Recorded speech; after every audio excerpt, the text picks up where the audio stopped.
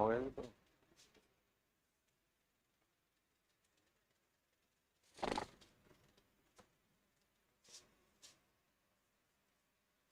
बाकी पार्टी अभी सो के नहीं उठी क्या?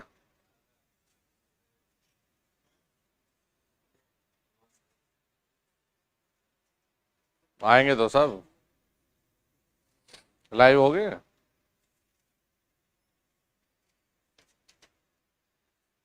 चलिए स्टूडेंट, तो जल्दी से सभी लोग लाइव बनेंगे, एक बार वीडियो को शेयर करेंगे और फिर स्टार्ट करते हैं।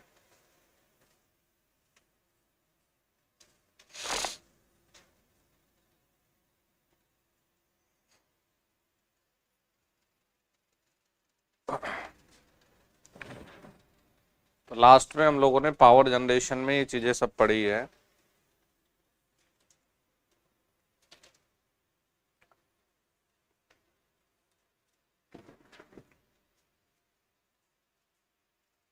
बच्चों को ये लग रहा था ना कि 6 बजे शुरू है तो 6:30 शुरू करेंगे, इस वजह से लेट आने की वो है। इन्हें नहीं पता जब ये क्लास शेड्यूल्ड रहती है तो टाइम पे आ जाता हूँ तब। धीरे धीरे समझ जाएंगे। अच्छा, सुषमा की तो पहली क्लास है यार।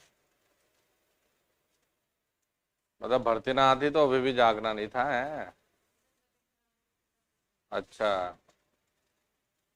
तो और संडे को आप क्लास में नहीं थे?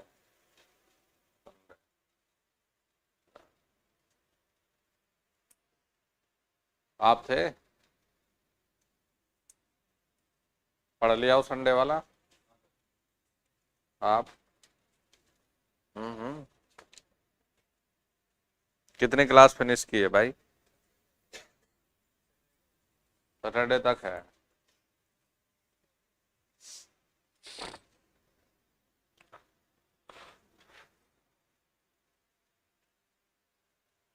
आगे भी इस तरफ भी खाली है।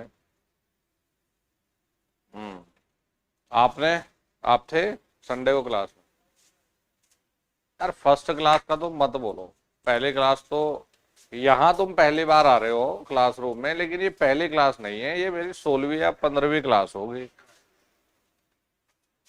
ये ताऊ जी की कोई वो थोड़ा, ये चौपाल भाई की पहली क्लास है जी, मैं तो आज आया तो आज से शुरू। इससे पहले जितनी क्लास हुई ना विक्रांत बैच का मतलब यही है, यहाँ आके बैठना, मेरे साथ इंटरेक्ट करना, ये तो एक एक्स्ट्रा फैसिलिटी है। लेकिन इससे पहले जितने क्लासेस देखिए उनको खत्म करके तो आओ। अब आप लोग आज से जागे हो तो बेटा इसका ये मतलब नहीं कि पहली क्लास, इससे जो पहली चीजें है उनको खत्म तो करो। अब मैं दोबारा थोड़ा ना कराऊंगा इन चीजों को। और मेनली ये भी नहीं है कि कोई एप्लीकेशन पर है, यूट्यूब पर है, इसका तात्पर्य यह है कि आपको पूरी जानकारी नहीं है और आपने पढ़ा नहीं है, इसलिए बोल रहे हो आप पहली क्लास।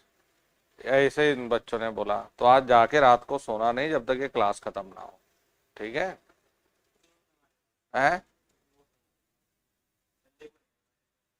बाकी सब? हाँ तो ठीक है, तो इन्हें निपटा लो सबको भाई, जितना बोझ बढ़ाओगे उतना नुकसान है। आपका तो ये संडे को थे क्लास में, फिनिश है सब संडे तक? क्यों? अभी वो आईटीआई वाली हरकत है, छोड़ दो ये, कि जब मर्जी पढ़ लो जब मर्जी छोड़ दो।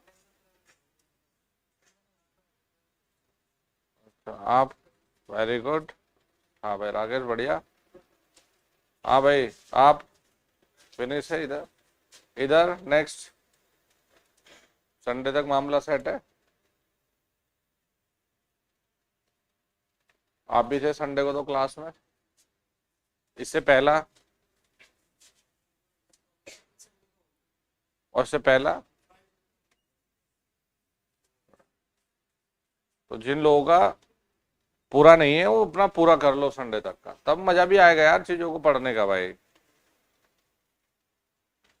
चलो जी शुरुआत करते हैं फिर, पावर जनरेशन। और चलिए,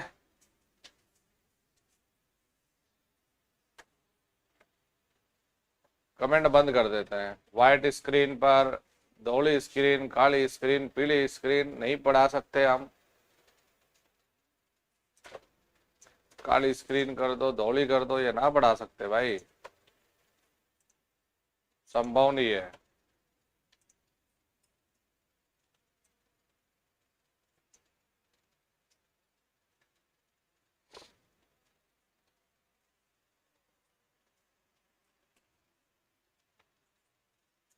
भाई ऑनलाइन वाले भी इन क्लासेस को अगर रियल बेनिफिट लेना है, देखो अगर खेल करना है तो जो मर्जी कर लो, या अगर जीवन में कुछ करना है तो आप सभी से ऑनलाइन हो ऑफलाइन हो, यही निवेदन है भाई हमारा। तो बाकी तो अपना भविष्य आपका। 1 2 3 4 5 6 प्रॉपर सीक्वेंस में चीजों को खत्म करके चलें। ये ना करें कि आज मंगलवार है तो बस 7वें नंबर की देख लेते हैं बस, बाकी छोड़ दो। मतलब नहीं मिलेगी नौकरी फिर ऐसे भाई।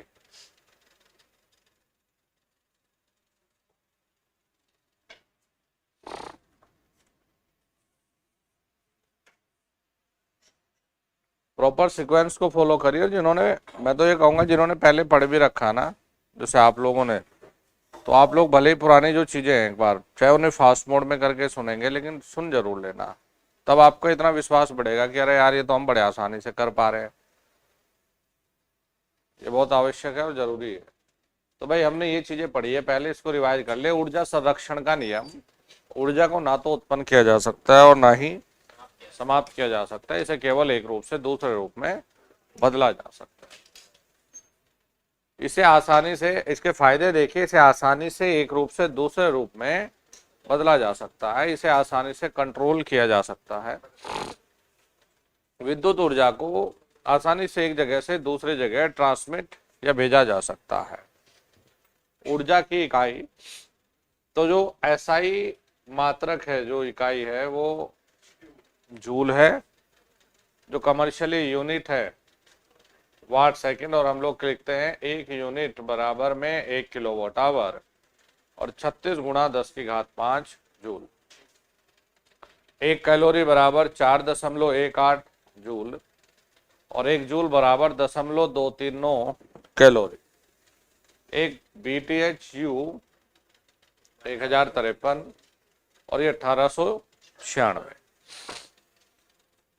यहां से आप ये भी निकाल सकते हो, देखो कि अगर हम ये लिखें कि 1 किलोवाट आवर बराबर, तो बेटा 1/003, ठीक है जी। पर डिवाइड करके ये निकाल सकते हो कि भाई कितने भी ब्रिटिश थर्मल यूनिट बनेंगे। इसके बाद देखिए हम लोगों ने पढ़ा कि काइनेटिक ऊर्जा जो रहती है, गतिज ऊर्जा, गति के कारण होती है, और सूत्र होता है 1/2 mv²। पोटेंशियल ऊर्जा जो होती है ये होती है mgh, टरबाइन। यह ऊर्जा किसी भी फॉर्म को यांत्रिक ऊर्जा में बदल देता है। अल्टरनेटर यह यांत्रिक ऊर्जा को विद्युत ऊर्जा में बदल देता है। वही साइलेंट पोल और सिलेंड्रिकल। जो टोटल इंस्टॉल्ड कैपेसिटी है वो है 3,75,000 मेगावाट, और भारत में सबसे ज्यादा ऊर्जा थर्मल पावर स्टेशन के द्वारा उत्पन्न की जाती है, 60 से 65%। दूसरा हाइड्रो के द्वारा भी लगभग 15% उत्पन्न की जाती है। चले फिर बेटा हमने देखे हाइड्रो पावर प्लांट पढ़ा कि हाइड्रो पावर प्लांट के प्रकार से हमने शुरुआत किया। एक है हमारा रन ऑफ रिवर विदाउट पॉन्डेज, ठीक है जी। इसमें किसी प्रकार के जल भंडारण की सुविधा नहीं होती। इसे बेस लोड प्लांट के रूप में यूज किया जाता है, ठीक है जी। इसका ऑपरेशन पानी के बहाव पर निर्भर करता है। देखो जी, इसे रन ऑफ रिवर विद पॉन्डेज, जैसे हमने यहाँ पानी भेजने की बात की है, जैसे पॉन्डेज टाइप की हम बात कर रहे हैं, तो बेटा याद ये भी रखना है, इसमें ये भी नोट करना है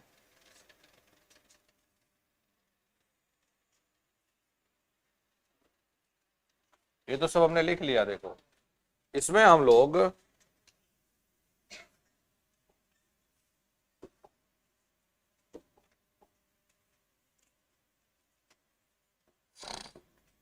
रिवर्सिबल टरबाइन का उपयोग करते हैं उपयोग, ये इसी में है, थोड़ी सी बस दो कहीं किनारे पे स्पेस होगा उसमें लिख लो। तभी तो पुरानी चीजें रिवाइज करवा के चलता हूं। इसमें रिवर्सेबल टरबाइन का उपयोग करते हैं। यह है ऑफलोड। ऑफलोड बेटा वो शब्द होता है जब लोड नहीं है। ऑफलोड के दौरान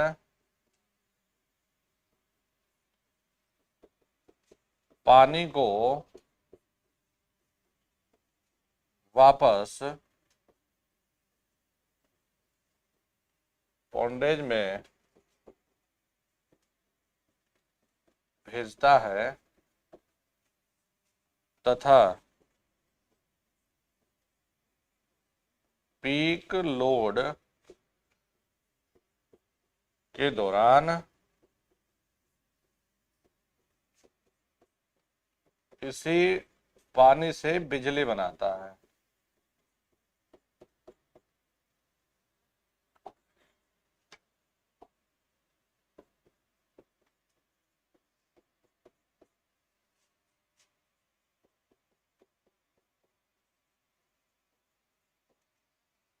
इसी पानी से बिजली बनाता है। इसमें होता है बेटा रिवर्सेबल टरबाइन। देखो रिवर्सेबल टरबाइन जो दोनों तरफ अपना काम करेगी। जब इस तरफ से ये टरबाइन पानी लेगी, ठीक है जी, तो ये बिजली पैदा करेगा। फिर ये करता है कि जो पानी आता है यहाँ, इसको वापस से अपना ये सब इंटरकनेक्ट है एक दूसरे से। ये तो मैंने समझाने के लिए यहाँ प्लांट बनाया है। तो ये वापस से जो पानी यहाँ जिससे ये बिजली बनाएगा, वापस इस पानी को अपना यहीं भेज देता है गड्ढे में, पॉन्डेज में। तो ये दोनों तरफ काम करता है। इसे कहते हैं रिवर्सेबल टरबाइन। तो ऑफ लोड जब लोड नहीं है, मान लिया यहाँ कोई ऐसा कुछ समझ सकते हैं, चलो एक नेक्स्ट पेज पे बताऊंगा, इस पे देख लो। मान लिया ये कोई पानी स्टोर करने का स्थान है। यहां से इसने बेटा पानी ले लिया, पानी से इसने बिजली बना दी। तो इस पानी को हम नीचे फ्लो नहीं करवाते, कुछ एक यहीं पे हम लोग अपना रोकते रहते हैं इसको। अब जब लोड पीक आया तो इसने बेचारे ने बिजली बना दी। वापस में जब लोड नहीं है, पीक लोड नहीं है, नॉर्मल है, तो इसने बेचारे ने ये पानी लेकर वापस इसी गड्ढे में फिर से भेज दिया। तो ये क्या कर रहे हैं कि इसे हम लोग लंबे समय के लिए नहीं इस्तेमाल कर सकते, यानी बेस लोड के लिए। इसे हम कुछ घंटों के लिए बस इस्तेमाल करते हैं, जिसे कहा गया है रिवर्सेबल टरबाइन के द्वारा। तो इसमें ये जरूर याद रखिएगा, ये बहुत ही महत्वपूर्ण बिंदु है। पीक लोड प्लांट के रूप में यूज किया जाता है।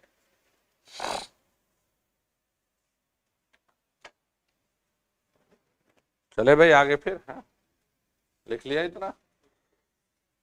फिर देखिए बेटा, हमने ये लिखा है रिजर्वॉयर क्या है कि यह है पावर प्लांट पहाड़ी क्षेत्र में ही बनाया जाता है, क्योंकि इसमें बांध बनाते हैं हम लोग। और हम तीन प्रकार से, अलग अलग प्रकार से देखिए डैम ये सीखते हैं। एक होता है लो हेड, एक होता है बेटा मीडियम, और एक होता है हाई। तो कई बार ये नंबर दे देता है, जैसा आईटीआई में, और ये सबसे ज्यादा फेवरेट है एग्जाम के लिए पूछने में। ये सबसे ज्यादा फेवरेट है कि किसी का जो हेड है वो लगभग 5 मीटर है, तो आप किस कैटेगरी में रखेंगे, लो हेड में। और मीडियम का मतलब है 31 से 200, हाई हेड का मतलब है बेटा अबाउट 200। देखिए स्पेसिफिक विशिष्ट गति क्या है। 1 मीटर हेड के लिए 1 यूनिट बिजली उत्पन्न कराने के लिए उसे जिस गति पर चलाना पड़े ना, वो स्पेसिफिक स्पीड है। ये हमने फॉर्मूला लिखा जो कि बहुत इंपॉर्टेंट फॉर्मूला है। फिर हाइड्रो पावर प्लांट से विद्युत उत्पादन, ये भी बहुत इंपॉर्टेंट फॉर्मूला है। WQH zeta 9.81 into 10⁻³ kilowatt. फिर से बता दूं, आप लोग गलती यहां कर सकते हैं बेटा। ओए नींद आ रही है, अगर नींद फैलाओगे तो 5 बजे बुलाऊंगा, और परेशान करोगे तो 4 बजे बुलाऊंगा। WQH जीटा इंटू 9.81 अगर लिखता तो इसका मतलब ये फिर वाट में कह रहा है। अगर ये 10⁻³ लिख रहा है तो ये किलोवाट। चलिए जी, हाइड्रो पावर प्लांट लगाने के लिए जगह का चयन निम्न आधार पर किया जाता है। पानी को स्टोर करने की व्यवस्था अच्छी हो, पिछले वर्षों के डाटा के आधार पर वहां बरसात अच्छी होती हो, ट्रांसपोर्ट की सुविधा अच्छी हो, जगह पर कोई वातावरण वाला मुद्दा ना हो, इशू ना हो, और जमीन भी सस्ती हो। पावर प्लांट के फायदे, सिंचाई व बाढ़ से बचने के लिए उपयोग किया जा सकता है, साफ स्वच्छ होता है, प्रदूषण काफी कम है, ऑपरेटिंग और मेंटेनेंस कॉस्ट काफी कम है, इसे तुरंत ऑपरेशन में लाया जा सकता है। याद है बेटा, ये पुरानी चीजें याद होनी बहुत जरूरी है भाई। हम लिखते हैं हाइड्रो पावर प्लांट के नुकसान, इसके इनिशियली कॉस्ट काफी ज्यादा होती है, क्योंकि डैम का जो शुरुआत में है एक्सपर्ट लोगों की आवश्यकता भी होती है, फिर डैम को कंस्ट्रक्शन करना भी काफी खर्च के काम है, पूरी ओवरऑल जो कंस्ट्रक्शन है वो काफी महंगी होती है। यह लोड से काफी दूर लगता है तो इससे ट्रांसमिशन कॉस्ट बढ़ जाती है, यह ज्यादा जगह को घेरता है, ज्यादा स्पेस देता है। ये बेटा हमने बनाया पहले लो हेड, नॉर्मल है, पानी से पेनस्टॉक से पानी टरबाइन पे आया, टरबाइन के घूमने से बेटा अल्टरनेटर घूमा और अपना 3 फेज सप्लाई पैदा हो गई जी। इसके बाद है मीडियम हेड, हमने पानी को स्टोर किया, 4 वेव टाइप अपना ये बन गया जी, वही पानी अपना आया, हमने बिजली को पैदा किया। जो ज्यादा एक्सप्लेन करने की जो चीजें हैं, जो इंपॉर्टेंट रहता है, वो हमारा नॉर्मल ये रहता है हाई हेड पावर प्लांट। तो डैम कंस्ट्रक्ट करेंगे, सर्ज टैंक लगाएंगे, सब स्पिलवेज वगैरह है कि डैम पे अगर एक्सेस ऑफ वाटर यानी पानी की अधिकता हो तो इसे हम लोग बाहर निकाल सके।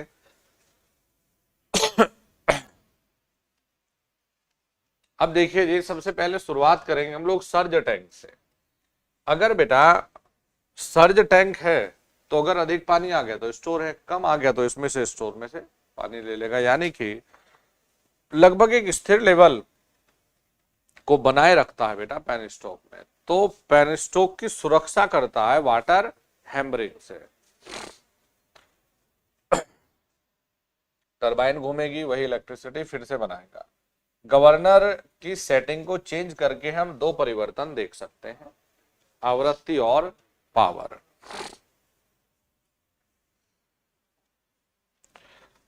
फिर यह पानी को एकत्रित करता है, डैम के बारे में गतिज ऊर्जा को पोटेंशियल ऊर्जा में बदलता है। सर्ज टैंक या टरबाइन के पास लगाया जाता है, ये बहुत इंपॉर्टेंट सेंटेंस है, यह टरबाइन के पास लगाया जाता है तथा पेनस्टॉक को वाटर हैमरिंग से सुरक्षा प्रदान करता है। जब पानी ज्यादा आता है तो यह सर्ज टैंक में स्टोर हो जाता है तथा जब पानी कम होता है तो सर्ज टैंक से पेनस्टॉक में बह जाता है। इसकी मदद से पेनस्टॉक में पानी का लेवल एक समान बना रहता है। सर्ज टैंक एक खुला हुआ टैंक होता है। अब बेटा बात कर रहे हैं पेनस्टॉक, इसके द्वारा पानी डैम से टरबाइन तक पहुंचता है। यह पानी की पोटेंशियल ऊर्जा को काइनेटिक में बदलता है। 2 प्रकार के होते हैं, एक ओपन चैनल है और एक क्लोज चैनल है। तो क्लोज चैनल को जनरली हम यूज भी करते हैं और स्टील का बना हुआ है गोल पाइप होता है। स्पिलवेज, जब डैम पर पानी ज्यादा इकट्ठा हो जाता है तो इसकी मदद से अतिरिक्त पानी को नदी में निकाल देते हैं। टेल डेक, इसमें टरबाइन से बाहर पानी को नीचे नदी में छोड़ दिया जाता है। टरबाइन, यह पानी की गतिज ऊर्जा, बेटा ये बहुत इंपॉर्टेंट है, टेक्निकली ये सेंटेंस बड़ा जरूरी है। यह पानी की गतिज ऊर्जा को यांत्रिक ऊर्जा में बदलता है। ये 2 प्रकार के, एक इंपल्स और रिएक्शन। अब इंपल्स पर आ जाओ, ये हमने वही पॉइंट लिखे हैं, हमने नहीं तो 10 पेज की हमने थ्योरी की बात नहीं करी, वही पॉइंट है जो पेपर में आते हैं, to the point. Impulse turbine, impulse turbine को सीधे पूछता है कि कौन से टरबाइन है, पेल्टन वे। फिर देखिए बेटा, हाई हेड व लो डिस्चार्ज के लिए यूज करेंगे। अब हाई हेड हमने क्या लिया है भाई, 200 से ज्यादा। रिएक्शन टरबाइन, रिएक्शन टरबाइन क्या, मीडियम 31 से 200। फ्रांसिस टरबाइन मीडियम व लो हेड, और कैप्लन टरबाइन लो हेड टरबाइन। फिर यहां पर आ जाए, देखिए प्रोपेलर टरबाइन किसके लिए है, नॉर्मल अपना लो हेड के लिए है। याद रखना बेटा, जैसे इसमें हमने लो हेड लिखा, देखो यहां क्या था, मैंने पॉइंट यहां लिखा, वैसे हाई हेड है, हाई हेड के लिए क्या है, तो लो हेड है हाई डिस्चार्ज।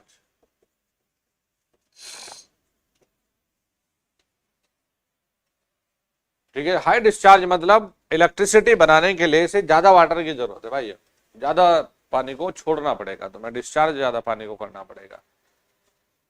चलो गवर्नर देखिए बेटा, यह टरबाइन के इनपुट साइड पर लगा होता है तथा पानी के बहाव को नियंत्रित करता है।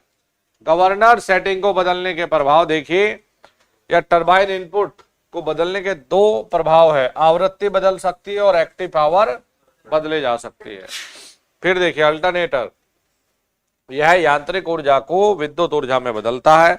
और हाइड्रो साइलेंट पोल टाइप, हाइड्रो में किसे इस्तेमाल करेंगे, साइलेंट पोल टाइप को इस्तेमाल करेंगे, ये सीधे ऑब्जेक्टिव है। चलो नेक्स्ट देखिए, कोयले का वर्गीकरण, जब हम थर्मल की बात कर रहे हैं तो कोयले का वर्गीकरण, एंथ्रेसाइट, अगर आपसे पूछे कि सबसे ज्यादा कैलोरी या सबसे ज्यादा कार्बन वाला कोयला कौन सा है, आप कहेंगे एंथ्रेसाइट है। आपको कहे कि इंडिया में सबसे ज्यादा किस प्रकार का कोयला पाया जाता है, तो बिटुमिनस टाइप। आप कहेंगे कि कोयले की किस कैटेगरी में, और मान लिया आपको पीट ना दे, ऊपर के तीन लिख दे, ठीक है जी, और डी में कहे ऑल ऑफ द अबाउ, तो अगर पीट नहीं है तो फिर लिग्नाइट है, ठीक है भाई। तो सबसे बेकार जो कोयले है वो है हमारा पीट, सबसे जो कम कैलोरीफिक वैल्यू है। इंडिया में कोयला हो मिनरल्स हो, वो सबसे अधिक पाया जाता है छोटा नागपुर प्लेटू पर, छोटा नागपुर का पठार, झारखंड, छत्तीसगढ़, उड़ीसा, वेस्ट बंगाल सब में फैला हुआ है। थर्मल पावर प्लांट के लिए साइट का चयन करना, अब देखिए ट्रांसपोर्ट की अच्छी व्यवस्था हो, आपको मशीन्स लेकर जानी है भाई, कोयला लेकर जाना है, अगर कोयल माइन के पास हो तो और ज्यादा अच्छा है, आबादी से दूर होना चाहिए, क्योंकि इसमें अरे धूल मिट्टी धुआं प्रदूषण, नदी के पास में होना चाहिए, पानी की जरूरत पड़ेगी आपको, और वेस्टेज को डंप करने की उचित व्यवस्था हो। इसके बाद जमीन सस्ती हो। थर्मल पावर प्लांट के फायदे देखिए, लोड के पास लगाया जा सकता है, इसीलिए ट्रांसमिशन कॉस्ट कम हो जाता है, इनिशियली लागत कम होती है, मौसम पर निर्भर नहीं करता है। फिर है थर्मल पावर प्लांट के नुकसान, प्रदूषण ज्यादा है, ईंधन की ट्रांसपोर्टेशन कॉस्ट ज्यादा है, ऑपरेटिंग और मेंटेनेंस कॉस्ट ज्यादा आएगी, क्यों भाई कोयला है मेनली तो इसमें, फिर ऑपरेट करने में ज्यादा समय लगता है, शुरुआत होने में इसको ज्यादा समय लगता है। जैसे डीजल में और हाइड्रो में हमें ये चीज बढ़िया मिल जाएगी कि हाइड्रो और डीजल जो पावर प्लांट है ये तुरंत बिजली बनाने स्टार्ट कर सकते हैं। यातायात व्यवस्था पर निर्भर करता है, ये कहा गया है कि 100 मेगावाट का पावर प्लांट यदि 50% लोड फैक्टर, अभी आएगा लोड फैक्टर भी पढ़ेंगे हम, पर चला है तो 20,000 टन कोयला एक महीने में खपत कर लेता है, जिसका 15-20% राख में बदल जाता है। ये 100 मेगावाट के लिए था अंदाजा। विंध्याचल एमपी, हुसैन सागर वर्ल्ड का सबसे बड़ा, ताइचुंग ताइवान, जैसे नॉर्मली हम लोग बात करें, ये बड़ा फेमस पावर प्लांट है बेटा तलचर, ये कॉयल माइन भी है और ये होता है उड़ीसा।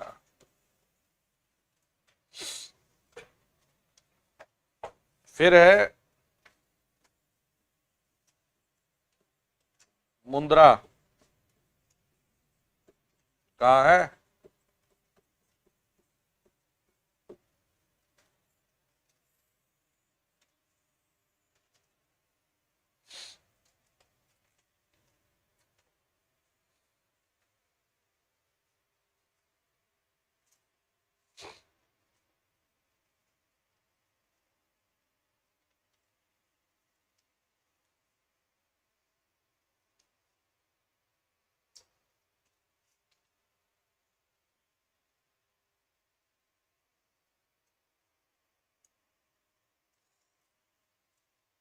चले भाई फिर।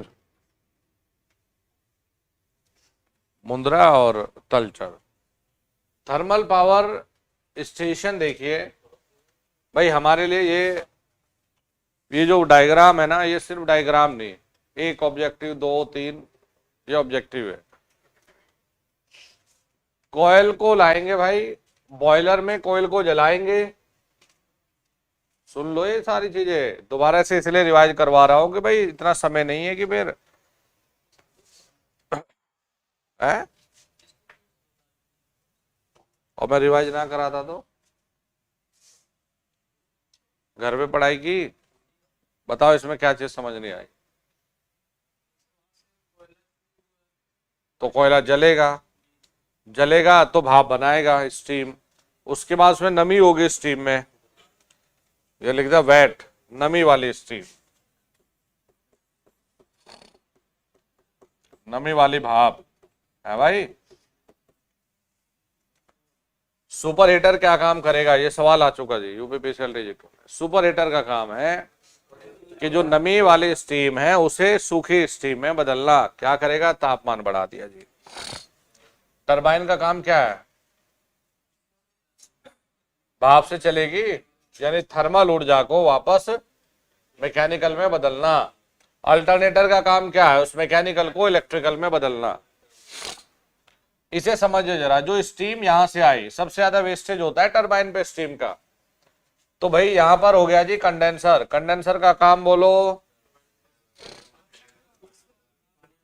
एग्जैक्टली, स्टीम को ठंडा करके वापस पानी में बदल देना। पूरे प्लांट में सबसे कम दबाव कहां होगा, कंडेंसर में, सीधे सीधा ऑब्जेक्टिव है। हमने फिर फीड वाटर पंप लिया, आपसे मान लिया पूछ ले फीड वाटर का पंप का काम क्या है जी, पानी को वापस भेजना है जी, नाम से पता चल रहा है वापस feed water pump.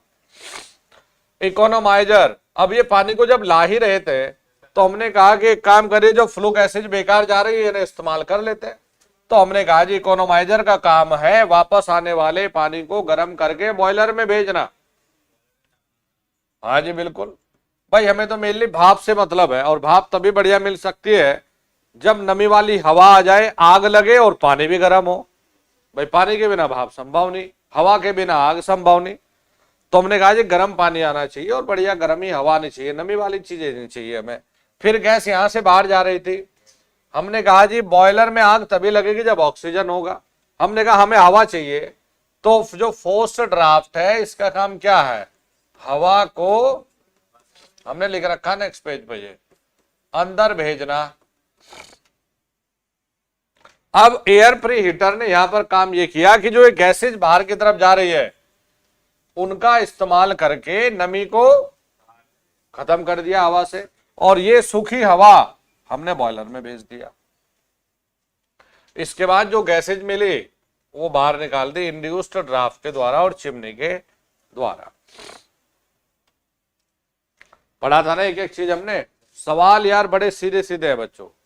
Thermal power plant में सुपर हीटर का कार्य क्या है, वो सवाल है। थर्मल पावर प्लांट में इकोनोमाइजर का कार्य क्या है, ये बड़ा अच्छा सवाल है। एयर प्री हीटर पर दो चीजें, दो तरह के ड्राफ्ट ये कनेक्ट है, एक इंड्यूस्ड ये रहा ऊपर वाला, और एक फोर्स्ड।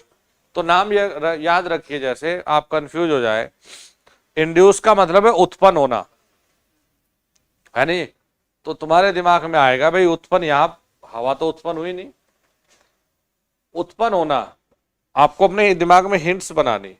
उत्पन्न होना मतलब गंदगी है जो बाहर की तरफ अपना या इस टर्मिनल पे उत्पन्न होके हमें मिल गए। जैसे फोर्स है, फोर्स से नाम समझ में आता है कि भाई हवा है, बहुत तेजी के साथ कुछ फोर्स चल रहा है। अपने दिमाग में छोटे छोटे हिंट्स जोड़ लो। फोर्स्ड, भाई हवा चलेगी तो कुछ फोर्स लगेगा, तो दिमाग में रखिए कि भाई हवा इससे आ रही है और जो गैसेज वो बाहर की तरफ यहां से निकल गई। जब से हम पूछेंगे भैया सबसे कम दबाव कहां है और कंडेंसर का कार्य क्या है, स्टीम को पानी में बदल देना। ये छोटे छोटे सवाल है, इनको बोलिएगा मत।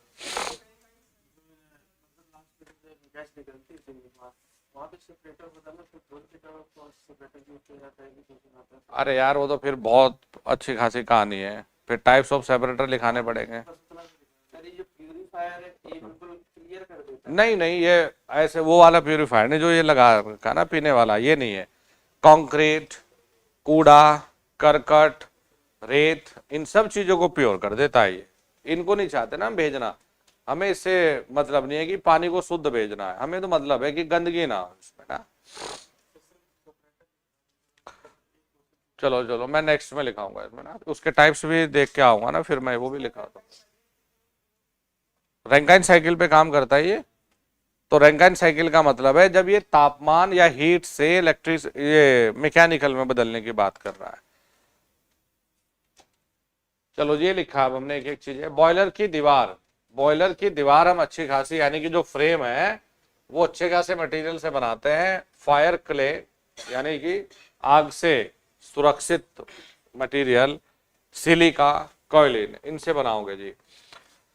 इसमें कोयले के जलने के कारण उष्मा या भाप उत्पन्न होती है। बॉयलर ऐसा पानी यूज किया जाता है जो क्षारीय हो यानी कि बेस, क्या बोलते हैं इसमें, क्षारीय, वही तो होता है ना, एसिडिक तो हमारा अम्ल होता है। पानी का पीएच वैल्यू 7 से 9, 7 आपने पढ़ रखा ना, कम वाले किस में आएंगे, एसिड में आएंगे। बॉयलर दो प्रकार के बेटा, एक वाटर ट्यूब बॉयलर और एक फायर ट्यूब। बढ़िया कौन सा है,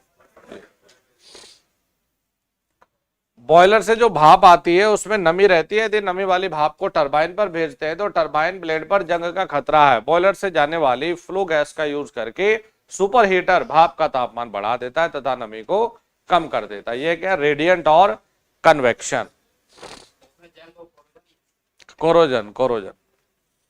इकोनोमाइजर, यह है फ्लू गैस की मदद से फीड वाटर को गर्म करता है। बॉयलर में गर्म पानी जाने से और अच्छी भाप उत्पन्न होती है तथा स्टेशन की दक्षता बढ़ जाती है। एयर प्री हीटर, बॉयलर में बिना हवा के आग नहीं लग सकती, ये हमें क्लियरली पता है। तो इसलिए फोर्स्ड ड्राफ्ट के माध्यम से हम हवा को बॉयलर में भेजते हैं, लेकिन इस हवा में नमी होती है, तो फ्लो गैस के माध्यम से एयर प्री हीटर हवा से नमी को कम कर देते हैं तथा ड्राई हवा को बॉयलर में भेजता है। दो प्रकार का है, रिकपरेटिव और रीजनरेटिव। इनके टाइप भी लिखा दिए मैंने, थोड़ा सा एडवांस कर दिया। कंडेंसर, यह है टरबाइन से जो भाप बाहर आती है उसे पानी में बदल देता है और इसमें न्यूनतम दाब होता है। ये इसका सबसे इंपॉर्टेंट पॉइंट है। यह भी दो प्रकार के होते हैं, जेट कंडेंसर और सरफेस कंडेंसर।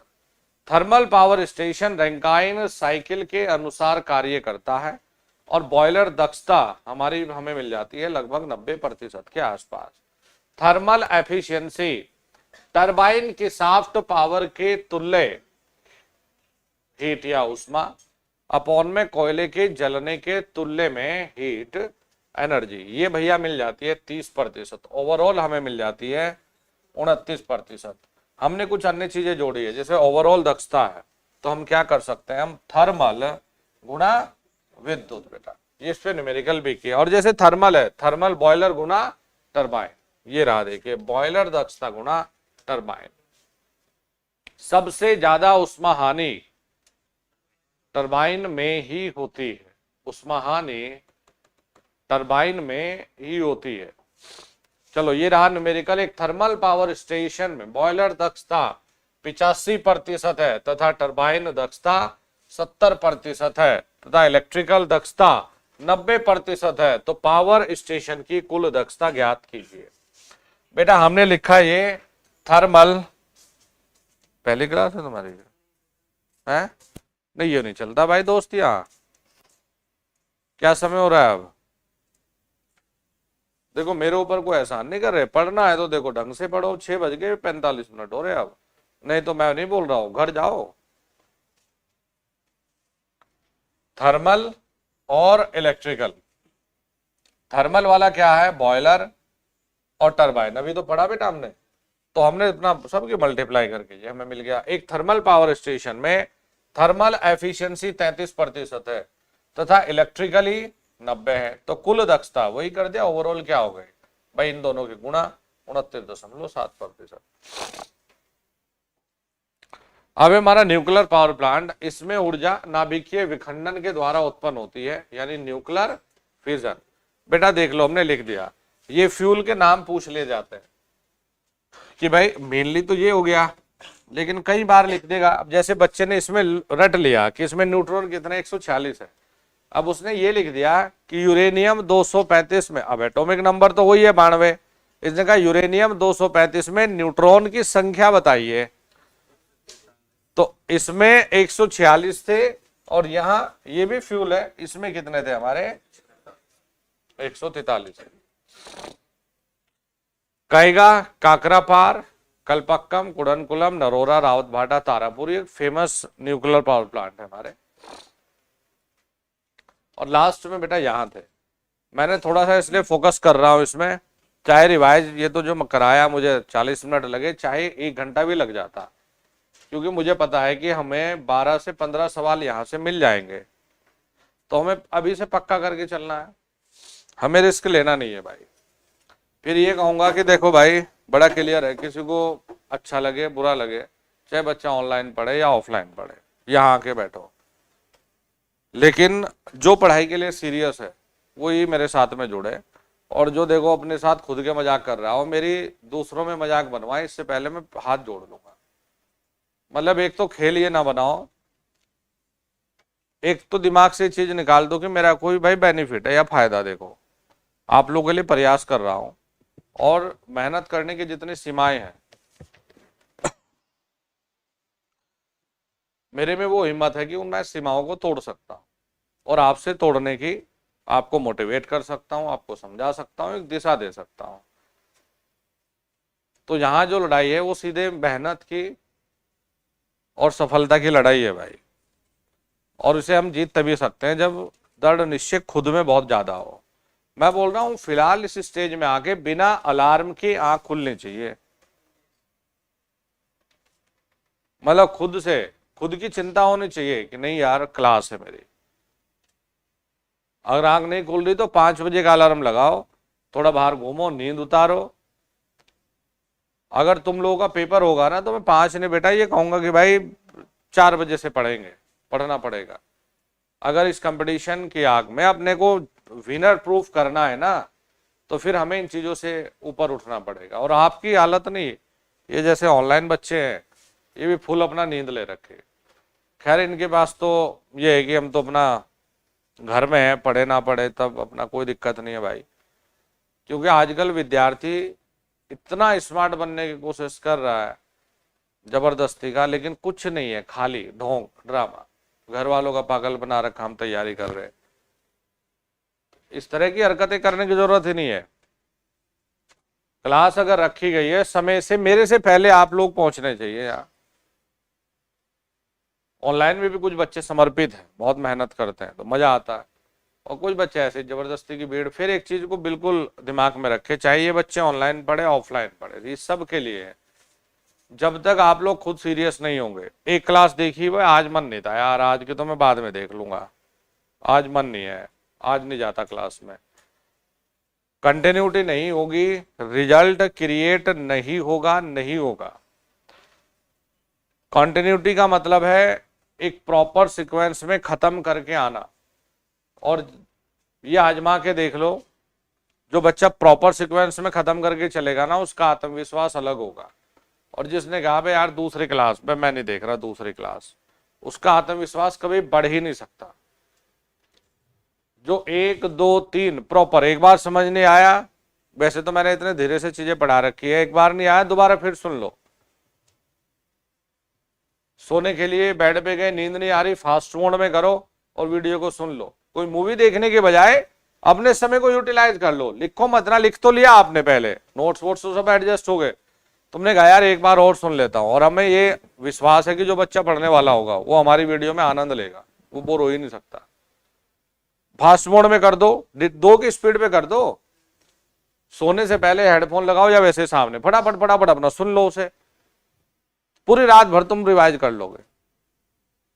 लेकिन ऐसे रखोगे कि आज क्लास में आज कर ली कल नहीं करी, तो फिर वही बाकी लोगों का वही 3-5 वाला हिसाब है भाई। रिजल्ट भी फिर यही करेगा, आ भी सकता है नहीं भी आ सकता, नहीं आने के ज्यादा चांस है जो लापरवाही करेगा उसके। यहां जाते हैं न्यूक्लियर को खत्म करते हैं, फिर इन्हीं पर कुछ 3 पावर प्लांट, मैं बोल रहा हूं बार बार, मुख्य ये 3 है। डीजल वाले में तो हमें थोड़ा सा, ए भाई कहां थे, नहीं मैं क्लास में नहीं बिठाऊंगा, अटेंडेंस ले रहा हूं, मैं बता रहा हूं, खेलना बनाओ क्लास का, जब जागे तभी सवेरा।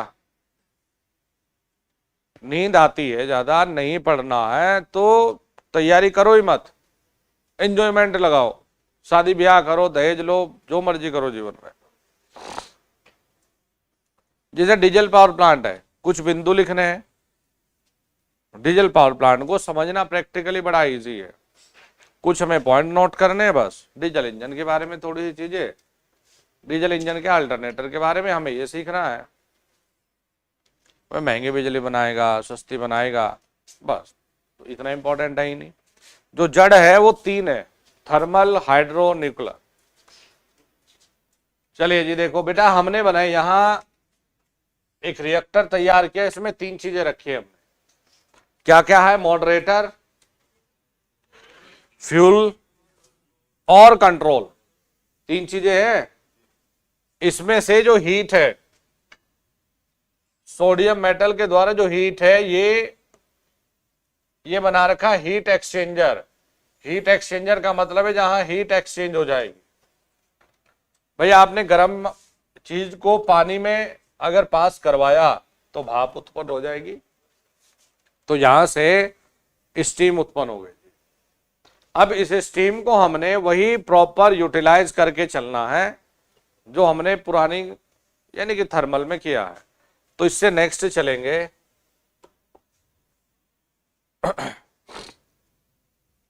अब देखो ये जो डिटेल स्ट्रक्चर है इनका हमने पहले बना लिया दोनों का। अब हम लोग ये करेंगे, इन दोनों का हम ये मानकर चल रहे हैं कि ये जो ये डब्बा है, ये दोनों डब्बे एक साथ मिला के इसके अंदर रखे हुए हैं। ठीक है भाई, यानी कि जो इसके अंदर था डब्बे के, वो हमने डिटेल में पहले पेज पे लिख लिया, बना लिया हमने। तो अब हमने ये देखना है कि यहां से जो चीजें चल रही है, यानी कि हमें जो आउटपुट पे मिल रही है वो बेटा स्टीम है। क्योंकि एक पेज पे बनाना थोड़ा मुश्किल भी था ना, ये बड़ा ज्यादा हो रहा था। तो हमने कहा जी देखो, यहां से स्टीम आएगी और इससे स्टीम भी बड़ी अच्छी नमी वाली स्टीम आती है, वो ड्राई वाली स्टीम आती है। तो स्टीम आएगी, फिर हमारे लिए स्टीम के आगे क्या है बोलो? अरे स्टीम कहाँ भेजे? बॉयलर कहाँ से लगाएं? बॉयलर, बॉयलर क्यों लगाएंगे जब काम हो गया? स्टीम को ही तो उत्पन्न करना था। ये हो गया जी यहां स्टीम। ठीक है भाई, स्टीम से चलेगी बेटा यहां टरबाइन।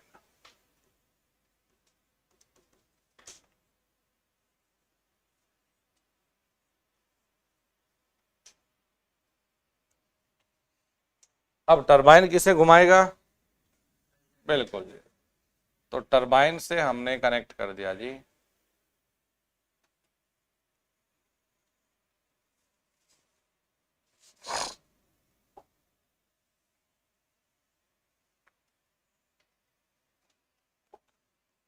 ये रहा बच्चों अल्टरनेटर।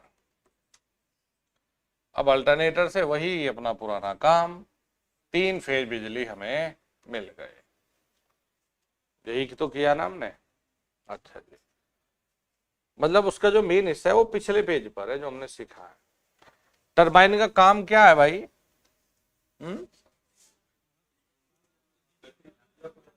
स्टीम का मतलब है थर्मल।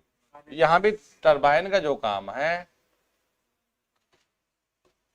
थर्मल ऊर्जा को यांत्रिक में बदलना। थर्मल ऊर्जा को यांत्रिक में बदलना। तो इसके लिए अब हमें अलग हेडिंग बनानी है।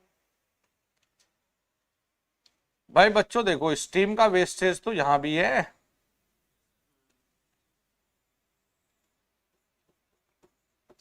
स्टीम का वेस्टेज तो यहां भी है, और जो आपने हीट एक्सचेंजर बनाया था, पानी की जरूरत इसमें भी है, होती है यार।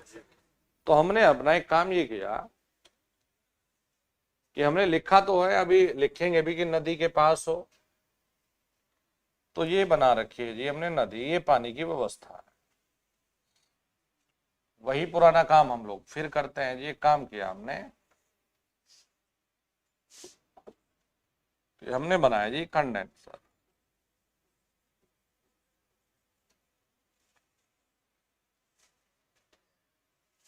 कंडेंसर इस स्टीम को वापस बदलेगा जी पानी में।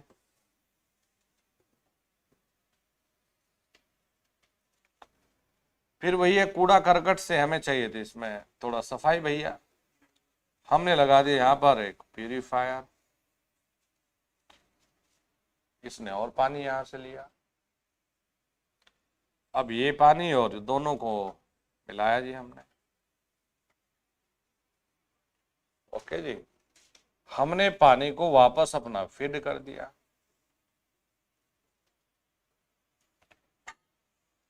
और पानी को जो हमने फीड किया है, इसके अंदर जो हम लोगों ने बना रखा है बेटा, जनरली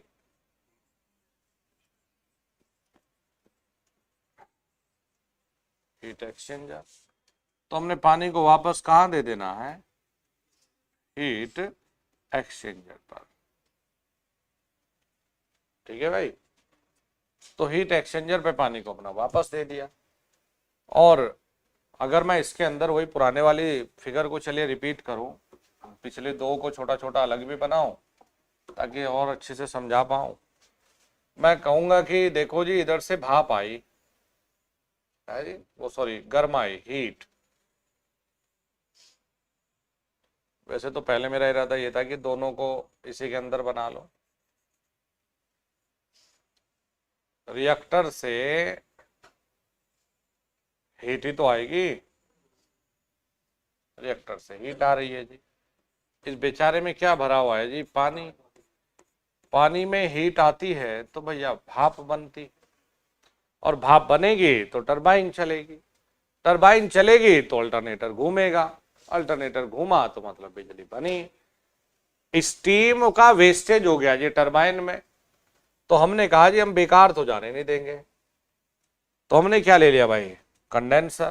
कंडेंसर का फिर काम वही लिखेंगे पुराने वाला, यह है भाप को, बोलो बोलो, वापस पानी में बदल देता है।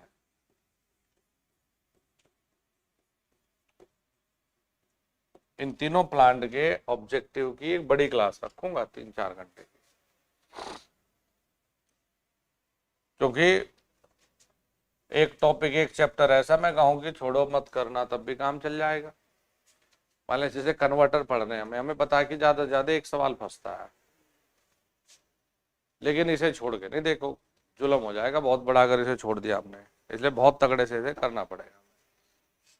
चलो फिर भाई, अब लिखना शुरू करते हैं। बना लिया ये? खींच लो इसको।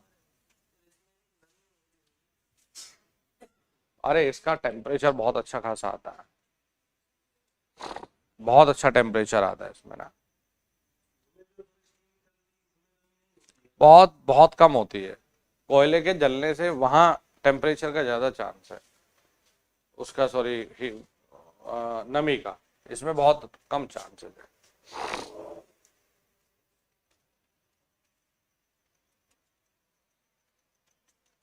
इसमें तो कुछ न्यूमेरिकल वगैरह नहीं करते।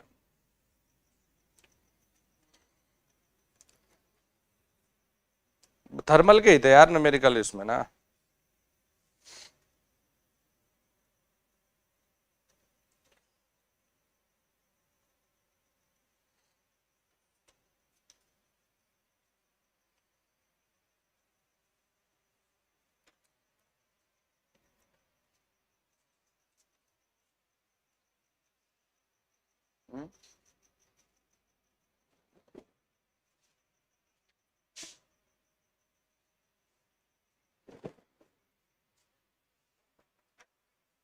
नमी की बात कर रहे हैं तुम?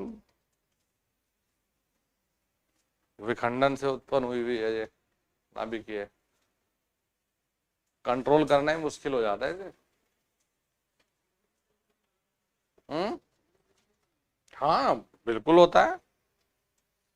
जो वेस्टेज है अपना, लेकिन वो रिएक्टर एंड पे ही लगा लेते हैं हम ना पूरा। अधिक पानी की आवश्यकता होती किसमें?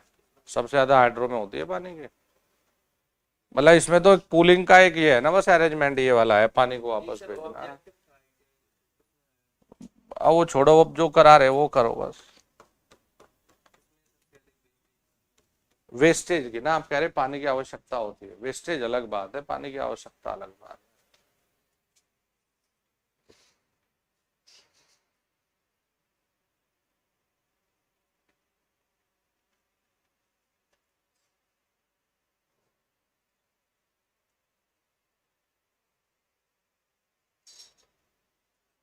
जैसे थ्योरी वगैरह हम साथ के साथ में जैसे कर रहे हैं ना, तो वैसे में आपको ऑब्जेक्टिव करने में बहुत मजा आएगा।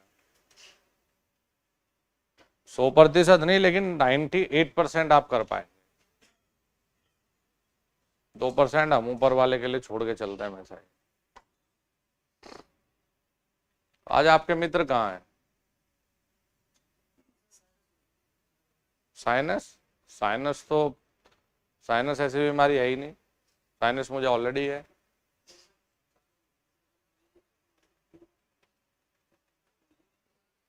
है? पहली बार गया, थोड़ा टेम्परेचर चेंज हो छींक आने लग जाएंगी, ठंडा पानी पी लो तब छींक आने लग जाएगी, कोई हल्का सा नाक पे ऐसे कर दे तब छींक आने लग जाएगी। एक एलर्जी तो है बस। लेकिन एक डॉक्टर है इधर ना एसबीटी के साइड में, मैंने उनसे ट्रीटमेंट कराया है, तो 15 दिन दवाई खाई मैंने। उनका नाम है, नेट पे सर्च करना या मैं नंबर दूंगा। 15 दिन दवाई बस, तकलीफ दूर। नहीं तो भैया मैं दही की 1 चम्मच अगर खाई मैंने तो उसके बाद में मुझे दवाई खानी पड़ती थी जुकाम से बचने की।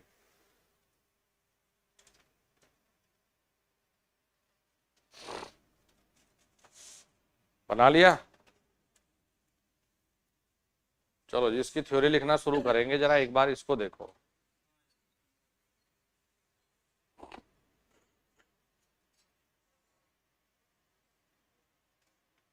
क्या हुआ? फ्यूल है, फ्यूल रोड मेनली हमारे यूरेनियम, सबसे बढ़िया यही है। वैसे करने को तो इसके जो अलग अलग फॉर्म है उनको करते हैं, जैसे थोरियम, मोनेजाइट्स। इंडिया में मोनेजाइट बहुत मिलता है कोस्टल एरिया में, लेकिन हम उसे प्रॉपर यूज नहीं कर पा रहे। इंडिया सबसे ज्यादा रिजर्व रखता है, लेकिन हम उसे प्रॉपर यूज नहीं कर पा रहे। कोस्टल रीजन में मोनेजाइट बहुत अच्छी संख्या में मिलता है। तो हमने कहा जी फ्यूल की रोड रख दी, अब होगा नाभिकीय विखंडन, सीधे नाभिक टूटेगा। और नाभिकीय विखंडन अगर होता है तो बहुत भारी ऊर्जा उत्सर्जित होती है। और फिर चलता है चेन सिस्टम, एक टूटा 4 को तोड़ेगा, फिर 10 को तोड़ेगा, ये चलता है चेन रिएक्शन। हमने दो चीजों को अगर आपस में टकराते हैं ना जब, तो बॉम्बार्ड कहते हैं इसे ना, तो भयंकर ऊर्जा रिलीज करता है। दो न्यूट्रॉन के आपस में टकराने से पहले, मतलब आके ऐसे टकराए, बहुत बढ़िया ऊर्जा को रिलीज किया। बस अब करना यह है, मॉडरेटर रखना जरूरी है, नहीं तो अनकंट्रोल्ड ऊर्जा रिलीज होगी, ये रिएक्टर विएक्टर सब गायब होगा, अनकंट्रोल्ड एनर्जी रिलीज करेगा। तो हम मॉडरेटर का यूज ये कर रहे हैं, देखिए कि आपस में टकराने से पहले, हिट करने से पहले हम सिर्फ ये करना चाह रहे हैं कि आएगा और थोड़ा स्लो करेगा फिर टकराएगा, थोड़ा स्लो करेगा। तो मॉडरेटर का काम होता है कि यह बॉम्बार्ड से पहले न्यूट्रॉन्स की गति को थोड़ा सा स्लो करेगा, ताकि एक कंट्रोल्ड ऊर्जा पैदा हो सके। क्या कहा? स्लो करेगा। यह बॉम्बार्ड या आपस में न्यूट्रॉन्स के टकराने से पहले उनकी गति को थोड़ा सा स्लो करेगा। मॉडरेटर के रूप में बेटा हम यूज करते हैं ग्रेफाइट को। दूसरी चीज है, वैसे तो ये रिएक्टर है बड़ा फेमस हुआ है, कांडू रिएक्टर, CNDU, उसमें यूज करते हैं हम लोग भारी जल को। तो मॉडरेटर के रूप में हम लोग भारी जल मतलब डिटोरियम ऑक्साइड, सूत्र भी पूछ लेता है D2, बड़ोदरा गुजरात बहुत फेमस है डिटोरियम ऑक्साइड के लिए। अब आती है बात, देखिए कंट्रोल रोड की।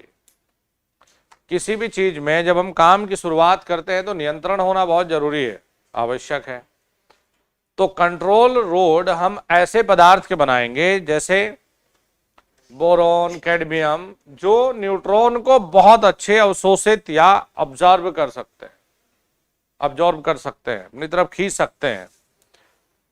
हमने देखिए कंट्रोल रोड को ये रखा है जी, यदि बेटा इन कंट्रोल रोड को हम लोग इसके अंदर भेज दें तो ये ज्यादा इधर उधर न्यूट्रॉन को जो आवारा घूम रहे हैं ना, इन्हें सबको अपने पास इकट्ठा कर लेंगे, छोड़ेंगे नहीं कि, जब छोड़ेंगे तो आपस में टक्कर नहीं होगी। तो पूरे ऑपरेशन की गति कम हो जाएगी जब कंट्रोल रोड इसके अंदर हम लोग इंसर्ट करेंगे, अंदर डालेंगे, इसमें कम हो जाएगी। अगर हम इन्हें बाहर की तरफ खींचेंगे तो ज्यादा हो जाएगी। तो ये भी छोटे छोटे ऑब्जेक्टिव है। कंट्रोल रोड ज्यादातर हम लोग कैडमियम और बोरॉन से बनाएंगे। तो अपना सबसे पहले लिखेंगे इसमें मॉडरेटर के बारे में, सबसे पहले लिखेंगे जी मॉडरेटर के बारे में। यह है न्यूट्रॉन्स के आपस में टकराने से पहले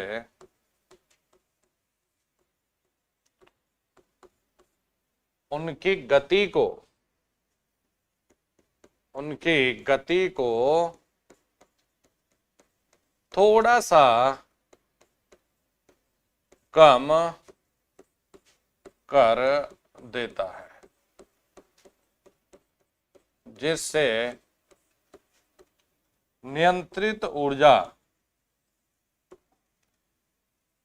थोड़ा नियंत्रित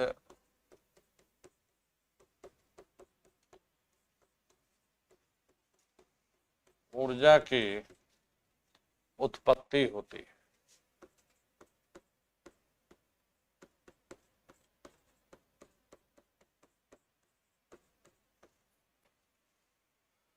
हाँ जी, ग्रेफाइट व भारी जल को, ये सेंटेंस को अंडरलाइन कर लीजिए।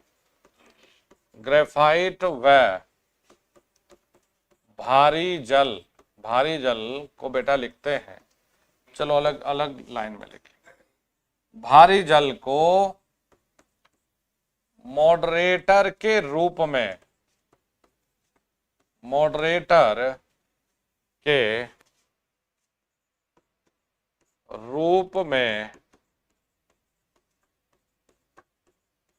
यूज करते हैं। ग्रेफाइट व भारी जल को मॉडरेटर के रूप में इस्तेमाल करते हैं। भारी जल का तात्पर्य है ड्यूटोरियम ऑक्साइड। ड्यूटोरियम ऑक्साइड कहें तो बेटा D2O। ड्यूटोरियम ऑक्साइड बहुत ही खास है, ड्यूटोरियम ऑक्साइड बेटा, इसका फॉर्मूला भी पूछ लेता है, ड्यूटोरियम ऑक्साइड। अब एक लाइन को और लिखिएगा इंपॉर्टेंट मार्क करके जी, CANDU, कैंड्यू टाइप रिएक्टर में,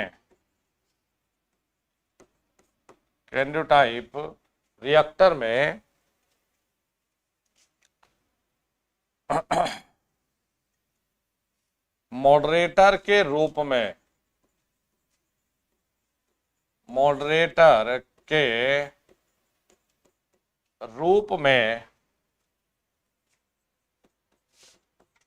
भारी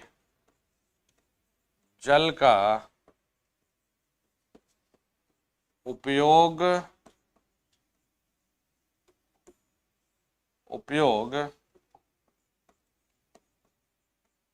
किया जाता है। क्या कह रहे हैं? कैंडो टाइप रिएक्टर में मॉडरेटर के रूप में भारी जल का उपयोग किया जाता है। इंपॉर्टेंट मार्क करिए, याद रखिएगा इस चीज को।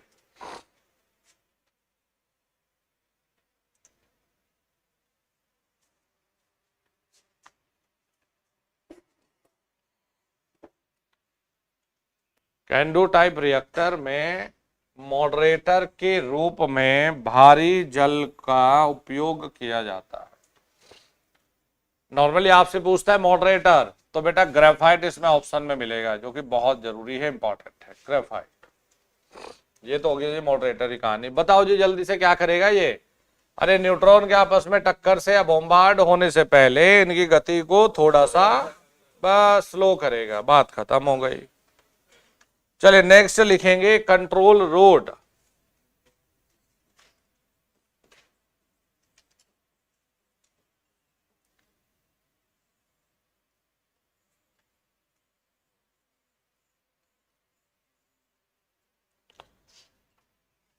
यह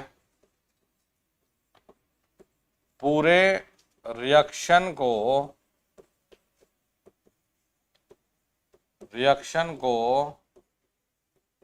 नियंत्रित करता है।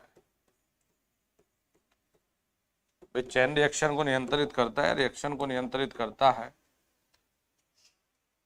देखिए जी कैसे।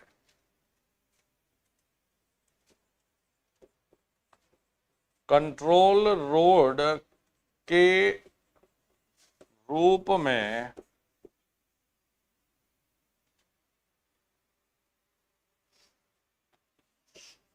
कैडमियम व बोरॉन को ज्यादातर यूज करते हैं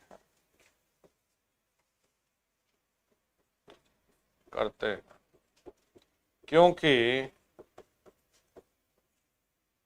ये दोनों ही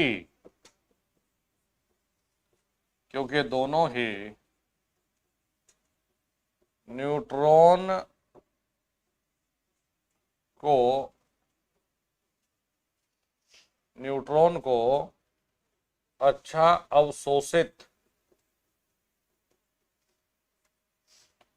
या कहें अब्जॉर्ब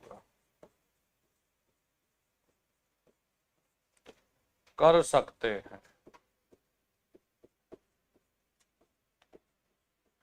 क्योंकि ये दोनों ही न्यूट्रॉन को अच्छा अवशोषित या अब्जॉर्ब कर सकते हैं। जब कंट्रोल रोड को रिएक्टर के अंदर भेजते हैं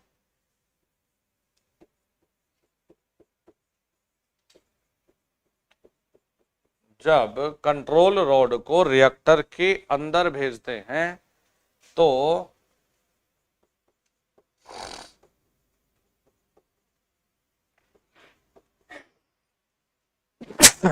ऑपरेशन की गति कम हो जाती है तथा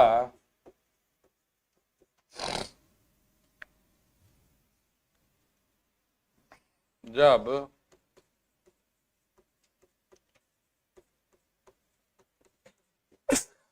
कंट्रोल रोड को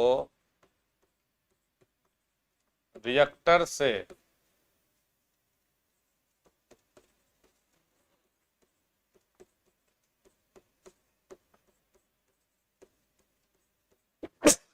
बाहर खींचते हैं तो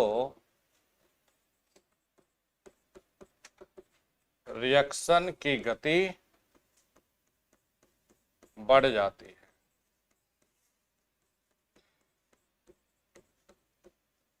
मतलब कुल मिलाकर बेटा आप रोड को इन्हें अंदर भेजेंगे तो रिएक्शन की गति कम, और बाहर खींचेंगे तो रिएक्शन की गति तेज।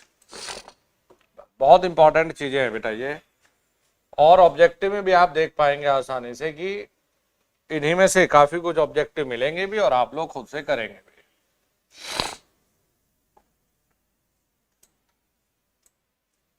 लिखा जी। फिर नेक्स्ट लिखना है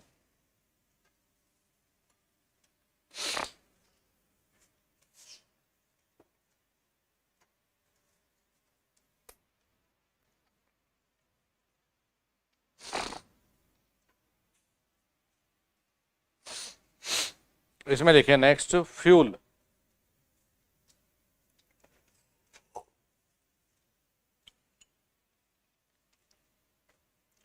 अरे ईंधन जरूरी है भाई। अब ईंधन में इसमें लकड़ियां या ये जो गांव में उपले बनते हैं तो इन्हें थोड़ा ही इस्तेमाल करोगे, हैं यूरेनियम को इस्तेमाल करेंगे। देखिए जी,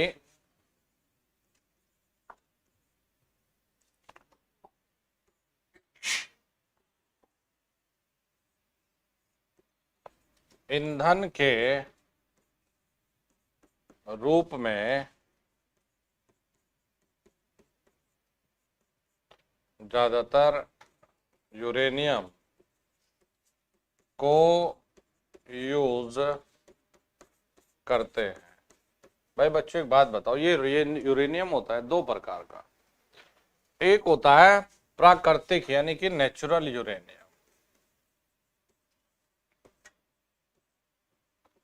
जो नेचर से डायरेक्टली हमें प्राप्त हो जाता है, नेचुरल यूरेनियम। और एक होता है इनरिच्ड यूरेनियम, यानी कि जिसे हम आर्टिफिशियल के नाम से जानते हैं।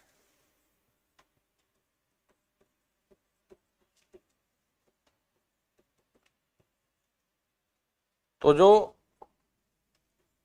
यूरेनियम की बात हम लोग कर रहे हैं, जैसे हमने कल भी लिखा था शायद, ये तो 92 ये पहले पूछा जा चुका, और 238। लेकिन याद रखना यार, इसमें जो न्यूट्रॉन है, क्योंकि एक लॉजिक यही है, ये तो बच्चा किताब से रट के भी चला जा रहा है यार, लेकिन गलती की जहां संभावना है उसको जरूर मेंशन करें। इसमें मिलेंगे तुम्हें 146, और 92 यूरेनियम 235, इसमें तुम्हें मिलेंगे यार 143। तो यूरेनियम को हम लोग अपना इस्तेमाल करते हैं जी फ्यूल के रूप में।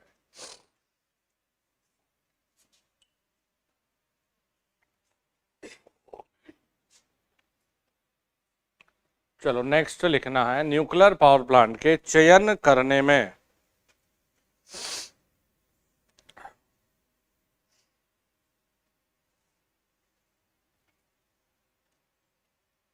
देखो, अब साइट का चयन तो यहां भी करना पड़ेगा ना भाई, साइट का चयन तो हमें यहां भी करना पड़ेगा, ये भी जरूरी है।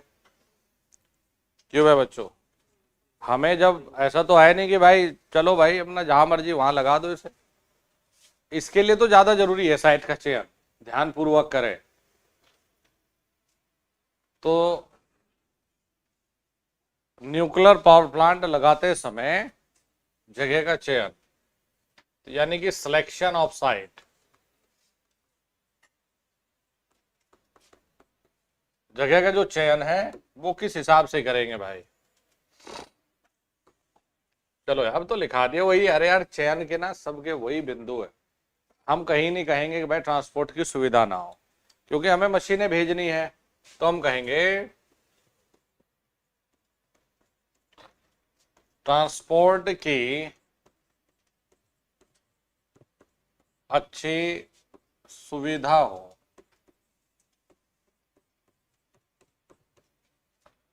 फिर दूसरा क्या है, अरे बोलो, पानी की उपलब्धता हो। फिर नेक्स्ट बोलो, बिल्कुल आबादी से दूर होना चाहिए। आज ऑनलाइन वाले बच्चों ने शेयर नहीं किया, इन बच्चों ने ना, हो सकता है आज हमारी टी शर्ट इन्हें बढ़िया नहीं लगी हो, विक्रांत बैच वाली। वैसे बहुत सारे लोग तो इसी में बेहोश हो जाएंगे कि ऐसा भी होता है क्या।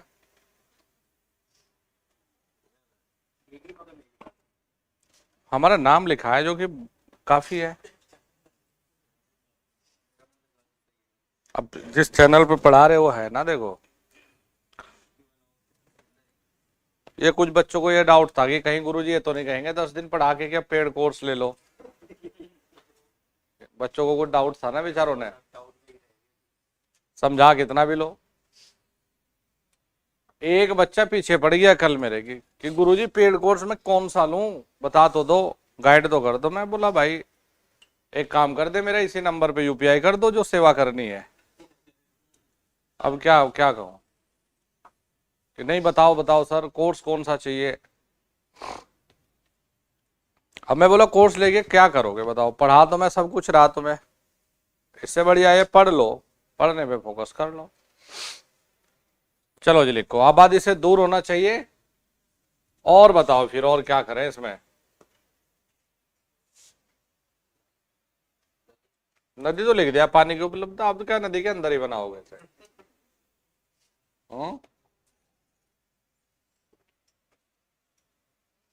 देखो मैं इसलिए बोल रहा है क्योंकि कॉमन पॉइंट मैंने सारे के सारे कॉपी करवाने तुम्हें। जमीन सस्ती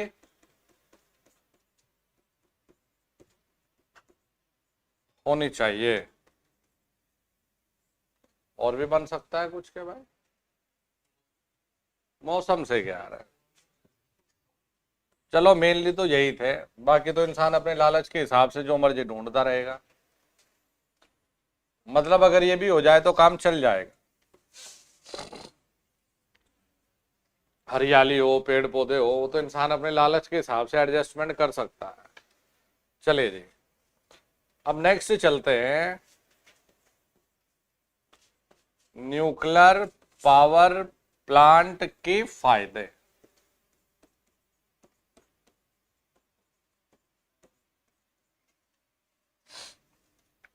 पहले तो फायदे देखेंगे, बताइए जी फायदे क्या। अरे फायदा चचा, फायदा, फायदा बता।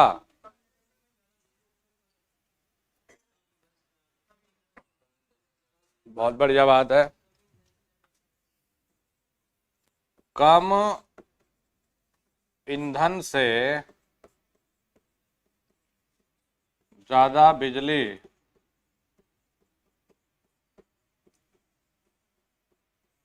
उत्पन्न कर सकता है। पता है इसमें इंटरेस्टिंग चीज ये है कमाल की, 1 किलोग्राम यूरेनियम, मतलब किसी को मिल जाए तो मजा आ जाए। 1 किलोग्राम यूरेनियम बराबर 4500 टन, 45,000 लिख दिया क्या,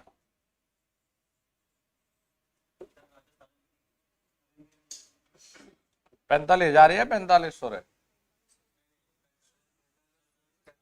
टन। हाँ टन है, लेकिन ये सही है। हाँ अच्छी अच्छी क्वालिटी का कोयला, बिटुमिनस नहीं एंथ्रेसाइट। 4500 टन जितनी बिजली उत्पन्न कर सकता है ना, इतनी ये बेचारी 1 किलोग्राम कर देगा। ठीक है जी, तो जो कम ईंधन से ज्यादा बिजली उत्पन्न कर सकता है? ये तो नुकसान है। फायदे ढूंढो, फायदे फायदे फायदे है जी। ट्रांसपोर्ट का क्यों नहीं होता, ट्रांसपोर्ट का खर्चा कोयला से बढ़ जाता है। मतलब 1 किलो लाना है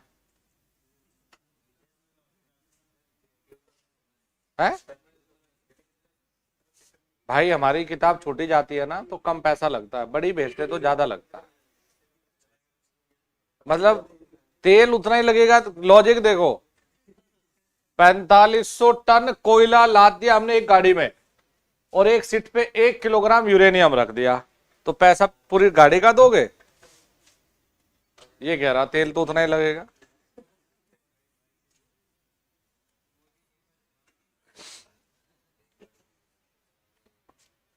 हाँ भाई।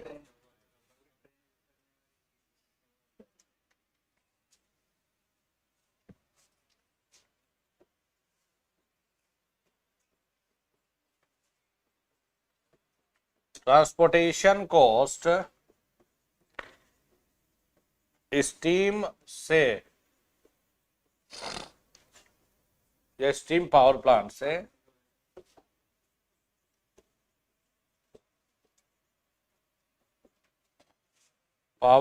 से कम लगता है।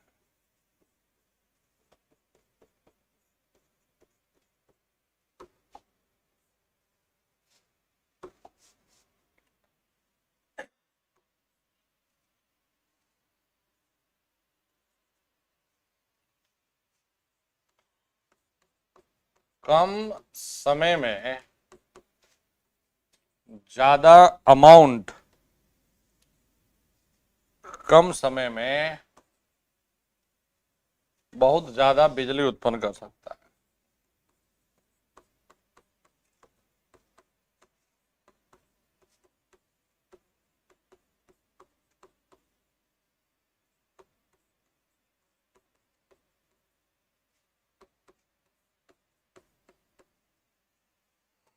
ये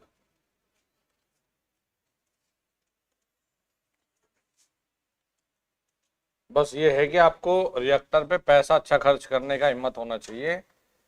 इसकी क्षमता बहुत अच्छी है बिजली उत्पन्न करने की।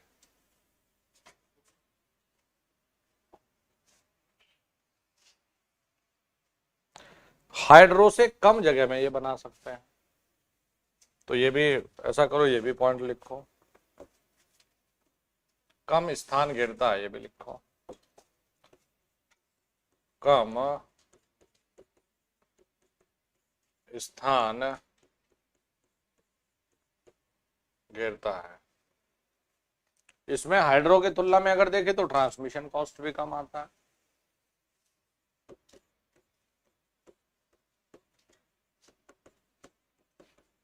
ट्रांसमिशन कॉस्ट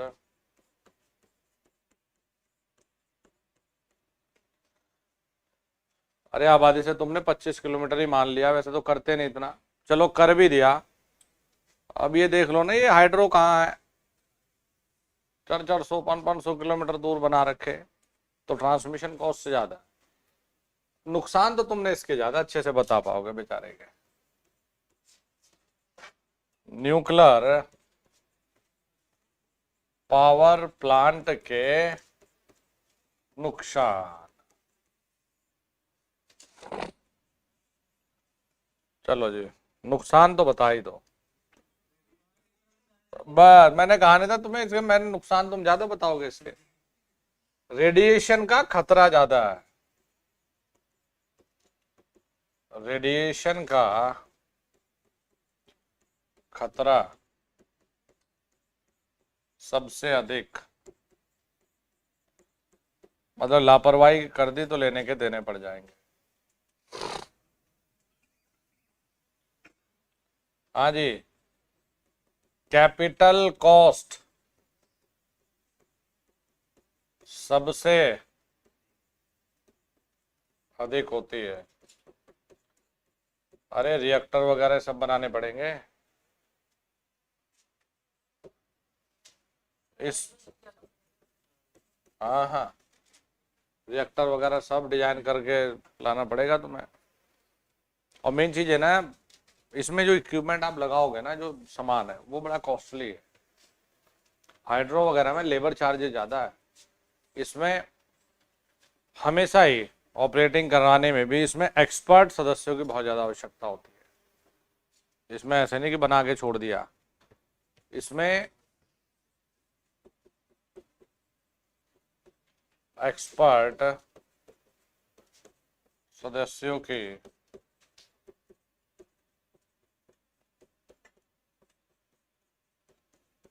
आवश्यकता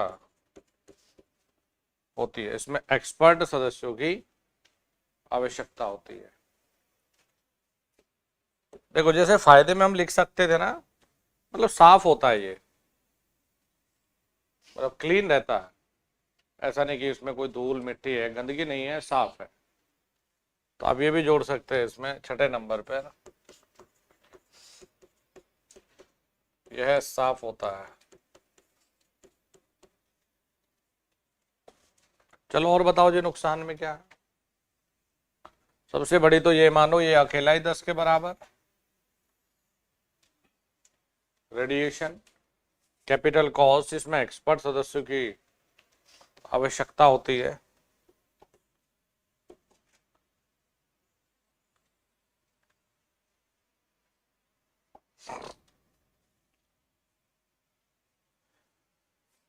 चलो जी लिख लो इन्हें। और एक बार इसमें आप लिखेंगे, रिएक्टर के पास चलिए जरा, लिख ली चीजें आपने। रिएक्टर के अंदर की साइड पर यहां लगे होते हैं रिफ्लेक्टर, ये लगे होते हैं बाबू रिफ्लेक्टर। इनका काम क्या है, जो बेचारे टकराने से बच के भागेंगे ना न्यूट्रॉन, कहेगा कि यहाँ नहीं काम चलता, वहीं पहुंचो। तो ये न्यूट्रॉन्स को, हाँ कि यहाँ नहीं काम चलता, वही निकल लो पतली गली से वापस भाई, जिस काम के लिए छोड़े ना वो। ये जैसे कुछ बच्चे हैं ना, तो इन्हें रिफ्लेक्टर की जरूरत है, जो इधर उधर फ्लक्चुएटेड माइंड है, तो इन्हें रिफ्लेक्टर की जरूरत है।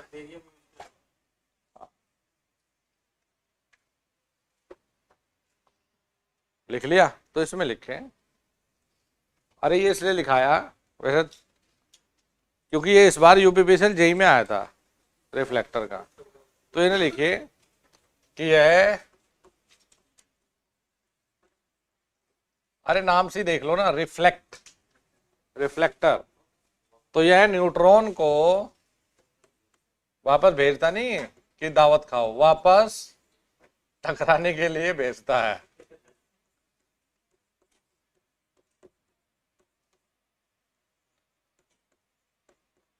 ये लिखो, दावत तो गांव में लोगों ने बहुत खाई, पता नहीं वोट दी नहीं दी। फुल तोड़ा राशन। चलो ये लिखिए, बैरियम को इस्तेमाल करेंगे। एल छूट गया, बेरिलियम।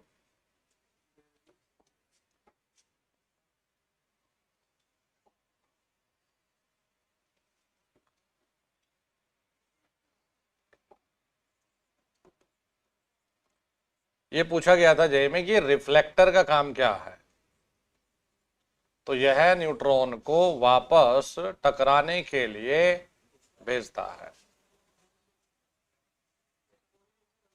हैं? बॉडी के पास में लगाते हैं ये, बेरिलियम, BARILIUM।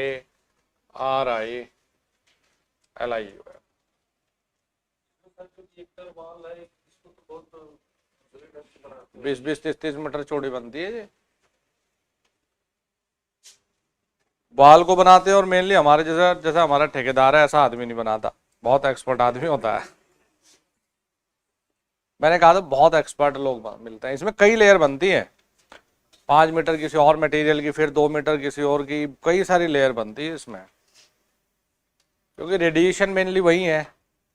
कहीं से कुछ दिक्कत हुई, हाँ बहुत सारे अलग, मैंने कहा था बहुत सारी भारी भरकम सेटअप होता है ये।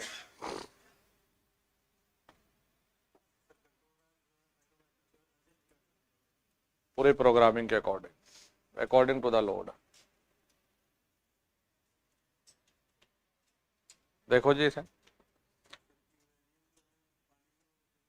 कंडेंसर,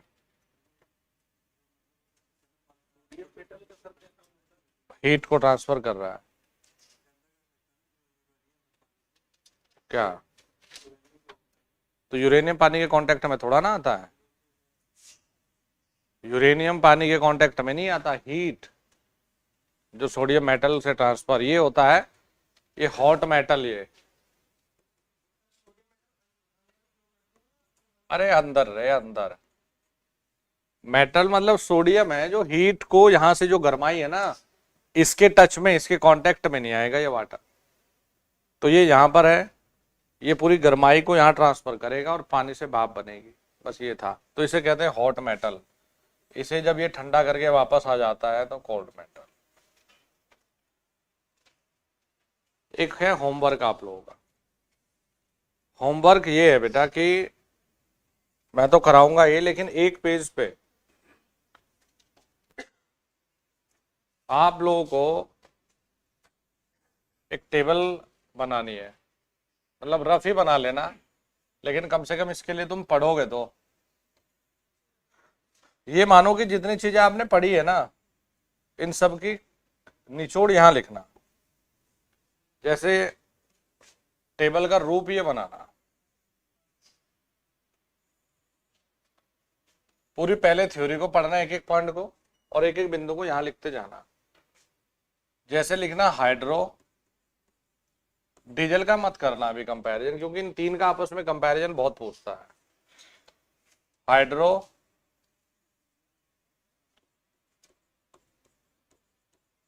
न्यूक्लियर और थर्मल। ठीक है, अब जैसे इसमें अलग अलग पॉइंट ये मेंशन करना। सबसे पहले जैसे कि कैपिटल कॉस्ट, ठीक है जी, हाँ हाँ इनिशियली। तो ये पूरी टेबल को आप अपने अलग अलग बिंदु के हिसाब से भरना, ऐसे ही नहीं कि फालतू में भर दिया। पहले पूरी थ्योरी करना। जैसे कैपिटल कॉस्ट किसकी क्या थी, हमने कहा जी अधिक है, उदाहरण के तौर पर न्यूक्लियर की लिखेंगे सबसे अधिक है, सबसे अधिक। यहां क्या लिखेंगे, कम। प्रदूषण लिखना, रनिंग कॉस्ट लिखना है जी, एरिया जमीन कौन सा ज्यादा घेरेगा। ठीक है, तो इस सारे पॉइंट को एक एक को टेबल के रूप में आप ढाल के लाना, मेंशन करके लाना। तो पूरा इसके लिए फिर आपको पूरा थ्योरी रिवाइज करनी पड़ेगी सारी की। तीन पावर प्लांट को जितना हो सके रिवाइज कर लीजिए और इस टेबल का निर्माण करिए। मैक्सिमम सवाल आप लोग कर पाएंगे, मैक्सिमम सवाल। डीजल वाला है, डीजल वाले को हम लोग खत्म करेंगे 1 बजे से 2 बजे तक। ठीक है जी, क्योंकि डीजल वाले में ऐसी कुछ है नहीं कि भयंकर कुछ एक्सप्लेन करने की चीजें हो, ज्यादातर थ्योरी की चीजें है वो लिखवानी है। तो डीजल वाले को हम लोग फिनिश करेंगे 1 बजे से 2 बजे के सेशन में। फिर जो नेक्स्ट वाला होगा शाम को 4:30 बजे, जब आपको यहाँ आना है, तो 4:30 वाले में फिर हम लोग जो रिन्यूएबल एनर्जी रिसोर्सेज है, जैसे सोलर, विंड, जियोथर्मल, टाइडल, इनको हम लोग फिनिश करेंगे। और आज मैं शाम को ऑब्जेक्टिव क्लास भी नहीं लूंगा, मतलब 6:30 से। आज मैं पहले इसी को खत्म करूंगा। ठीक है, सारे पावर स्टेशन को कोशिश करूंगा इनको निपटा दूं, ताकि आप एक बार रिवाइज कर लें।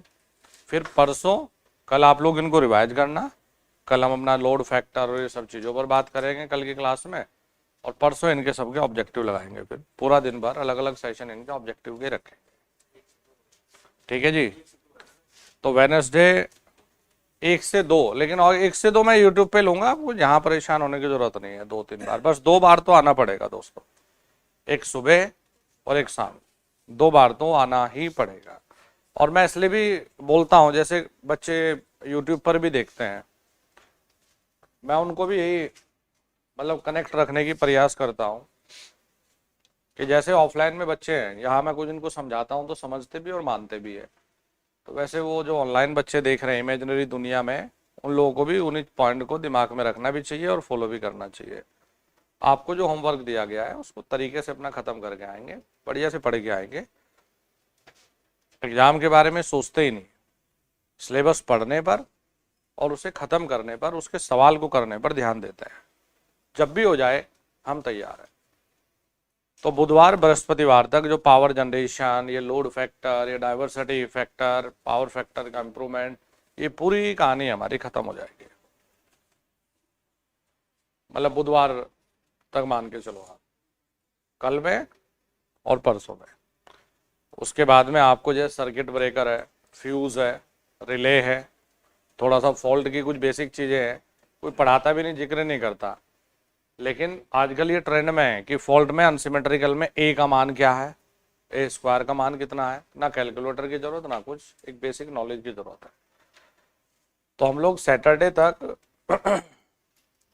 जब तुम्हें ज़्यादा थकान लग जाएगी और लगेगा कि यार हमें छुट्टी चाहिए, तो तब मुझे बता देना। सैटरडे तक हम ज़्यादातर चीज़ों को फिनिश कर चुके होंगे आपके पावर सिस्टम से संबंधित। पावर सिस्टम खत्म हुआ, ये मानकर चलो बेटा कि पावर प्लांट तो अलग चीज़ है, पावर सिस्टम का जो हिस्सा खत्म हो जाएगा तो आप बाकी लोगों से, क्योंकि हमें पता है कि क्या पढ़ाते हैं बच्चे को, क्या नहीं पढ़ाते पहले से, कि आईटीआई का बच्चा है, आईटीआई का बच्चा है, छोड़ो कि क्या पढ़ाना क्या समझाना। आईटीआई में बहुत पिछली बार के अगर पेपर को रेफरेंस लेकर चले ना, तो बहुत अच्छे लेवल की चीजें पूछ रखी है जिनके आप आसपास में भी नहीं खड़े होते हैं। मतलब इन बच्चों को मैं पढ़ा रहा था कि बच्चे को पता है क्या लिखवा रहे, सस्पेंशन इंसुलेटर होता है, डिस्क टाइप होता है, प्रत्येक 11 केवी के लिए डिजाइन की जाती है। अच्छा, सस्पेंशन भी 3 प्रकार से बनता है, हावलेट, सिमेंटेड और कैब और लिंक टाइप, 3 प्रकार से। स्ट्रेन का यूज कहाँ है, स्टे का यूज कहाँ है,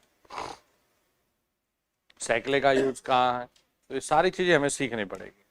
तो जब सैटरडे तक हम पावर को फिनिश करेंगे तो ये मानोगे कम से कम आप लोगों ने 30 मार्क्स अपने बिल्कुल फिट कर दिए, 30 नंबर एकदम फिट कर लिया आपने आने को।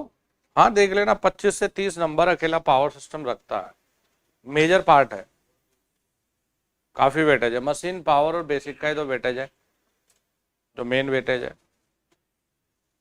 तो पावर जब खत्म हो जाएगा, इसलिए मैंने पावर भी करवाया ताकि बच्चों को मुश्किल लगता है और बच्चों को थोड़ा सा एक विश्वास भी आएगा, क्योंकि कुछ लोग उल्टी डायरेक्शन में ज्यादा सोचते हैं कि नहीं यार जब तक पावर आएगा पता नहीं गुरुजी बंद ना कर दे पढ़ाना, गुरुजी हमें बीच में ना छोड़ दे। तो मैंने सबसे जो मुश्किल पार्ट बच्चे मानते हैं पहले उसी को किया। फिर जैसे एसी एनालिसिस है, मतलब ये मान के चलना कि अक्टूबर में मेरी बैक टू बैक रेगुलर अपना क्लासेज है भाई। होली पे, सॉरी दिवाली पे हमारी कोई छुट्टी नहीं है, पहली चीज है। क्यों? या तो नौकरी ले लो ना, बिना पैसे के बेरोजगारों की कोई त्योहार का अधिकार नहीं है मनाने का, बड़ा क्लियर है। 10-20 रुपए के पटाखे जलाओगे, घर जाओगे, मेन चीज है किराया खर्च करोगे, तो इससे बढ़िया अपने सब अरमानों को जब तक बेरोजगार हो दबा लो। अधिकार भी नहीं सेलिब्रेट करने का, इज्जत भी नहीं है, बेरोजगारी क्या इज्जत है। रियली में बता रहा हूं यार, तुम कितने टैलेंटेड हो, क्योंकि मैं तुम्हें सच्चाई बताता हूं ना, तुमसे ये करता कि अरे नहीं नहीं, अरे भाई प्रैक्टिकल चीज है, तुम कितने टैलेंटेड हो, जब तक नौकरी नहीं कोई इज्जत नहीं है। वेस्ट बंगाल के एक बच्चे ने परसों मुझे मैसेज किया था, मतलब रियली में उसके जो लड़की के वर्ड्स थे, मैंने अपने उस पर भी लगाया था, मैंने स्टेटस पे। अब गर्ल्स है, थोड़ी सी अगर एज बढ़ती है, 20-25 साल अगर गर्ल्स की एज होती है, तो अड़ोसी पड़ोसी रिश्तेदार लड़की को तो बोलते हैं माता पिता को, पता नहीं क्या दिक्कत है भाई लड़की की शादी नहीं करते। लड़का कहीं भी आवारा घूमे, बेचारा लड़का डेली सोच रहा है कि यार मेरे रिश्ते वाले नहीं आ रहे, उसके तो कर नहीं रहे, लड़की को बेचारी को और परेशान। और उसने जम के पढ़ा, उसने, वो लड़की वेस्ट बंगाल के मेरे कोर्स में एनरोल हुई, उसने कहा कि सर मुझे कहीं कुछ सीखने की जरूरत नहीं पड़ी इधर उधर, मैंने अपना सोचा कि मेरा होगा नहीं होगा, मुझे ये सारे लेक्चर देख के जाने हैं। और उसकी 3 नवंबर को ज्वाइनिंग है WBSTCL, West Bengal electricity board में।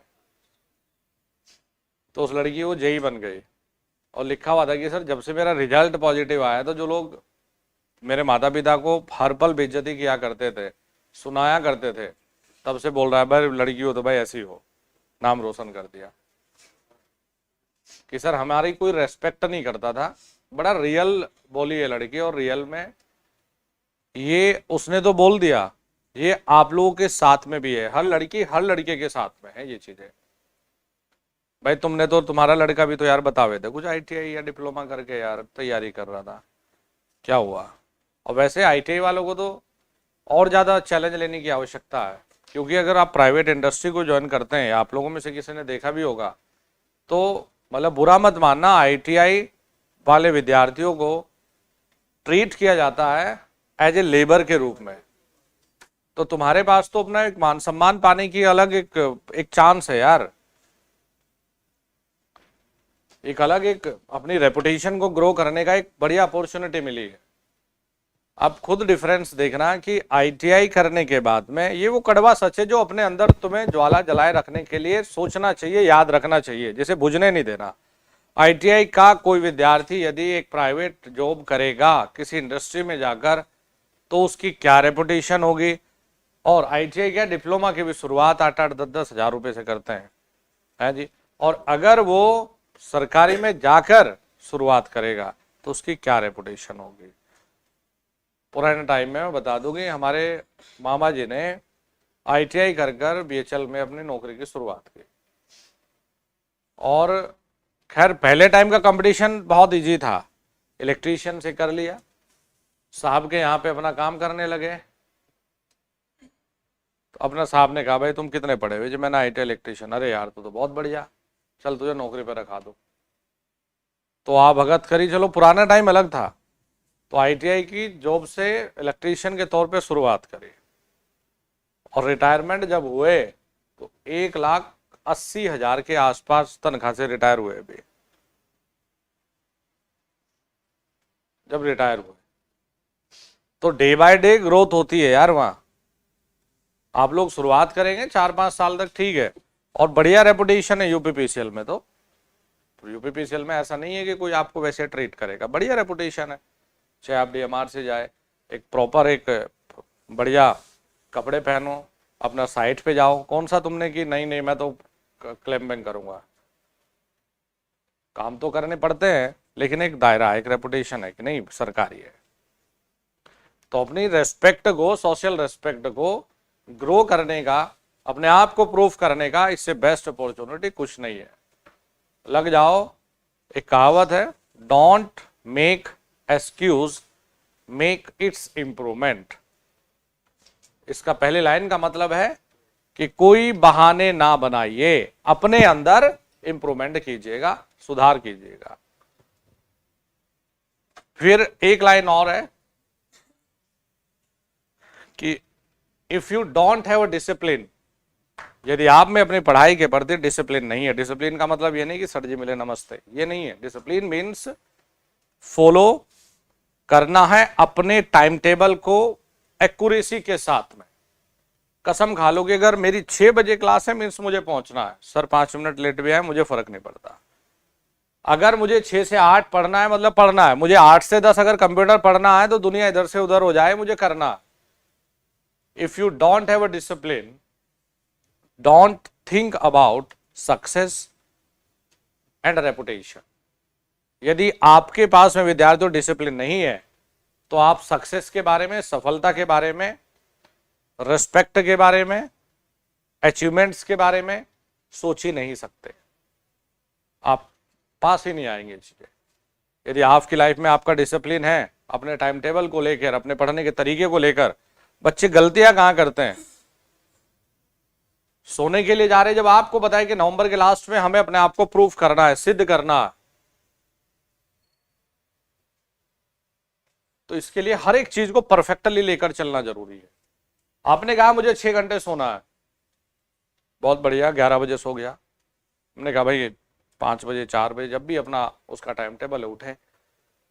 तुम जाओगे मोबाइल में अपना लगे हुए, कभी कुछ, कभी वहां फेसबुक, कभी यूट्यूब, या कभी कुछ अपना 11 से 12:30 बज गए, नींद नहीं आ रही। ये बीमारी को, अगर सोने का टाइम है बंद करो किनारे पे और फेंक दो, रख दो। और जब पता है कि नींद नहीं आ रही तो यूटिलाइज करो समय को, लेक्चर लगा दो, फास्ट मोड कर दो, चलो नींद बहुत अच्छी आएगी। मेरी लेक्चर देख कर लोरी का काम करेंगे तुम्हारे लिए। और कम से कम ये पछतावा तो नहीं होगा कि हमने समय बर्बाद किया। और अगर ऐसा लेक्चर देख लिया तुमने थोड़ा जोशीला सा, तुम एकदम कूद के बैठ जाओगे, बस सोऊंगा ही नहीं, अब तो मैं पढ़ाई करूंगा। तो अपना समय को बर्बाद नहीं करना। कुछ बच्चों के जैसे ये कुछ हमारे ऑनलाइन विद्यार्थी है, तो इनकी कमी ये है, अगर मैंने जो समझाता हूं ना, तो इन्हें लगता है कि सर पता नहीं हमें क्यों मना करते हैं। जितने मैं दिन में ऑनलाइन यूट्यूब चैनल मेरे सामने आते हैं, क्यों मैं सबको सब्सक्राइब करके रखता हूं, सबको सब्सक्राइब करके रखता हूं भाई। अगर हम किसी का कुछ सहयोग कर सकते हैं बेचारे का, तो करते हैं। मैं सारी आईडी से सबके चैनल को जो भी सामने आता है एजुकेशन, सारे सब्सक्राइब है। तो जब भी मैं खोलता हूं, कोई क्लास चल रही होती है ऑनलाइन, तो मेरे पास नोटिस आता है, मैं क्लिक करता हूं, तो इनमें से कुछ ऐसे मिलेंगे कि अगर कोई सुरती चबाते हुए पढ़ाएगा, चाहे उन्होंने वो चीज पढ़ चुकी है, तो ये उसमें भी 1.5 घंटा बर्बाद करेंगे, 2 घंटा, उसमें भी तैयार है बर्बाद करने को। मैं कहूंगा सेल्फ स्टडी बहुत जरूरी है। सेल्फ स्टडी आपके स्लॉट में होनी चाहिए। किताबों की किसके पास कमी रह गई? मैं तो डेली इतनी चीज लिखा लिखूंगे तो मैं दे रहा, होश ही नहीं आती अगर ढंग से कोई पढ़ने वाला हो। जैसे अभी केसीएल कर रहे थे, तो मेरे कितने जितने मर्जी सवाल लगा लो यार। तो सेल्फ स्टडी पे ज्यादा फोकस होना चाहिए।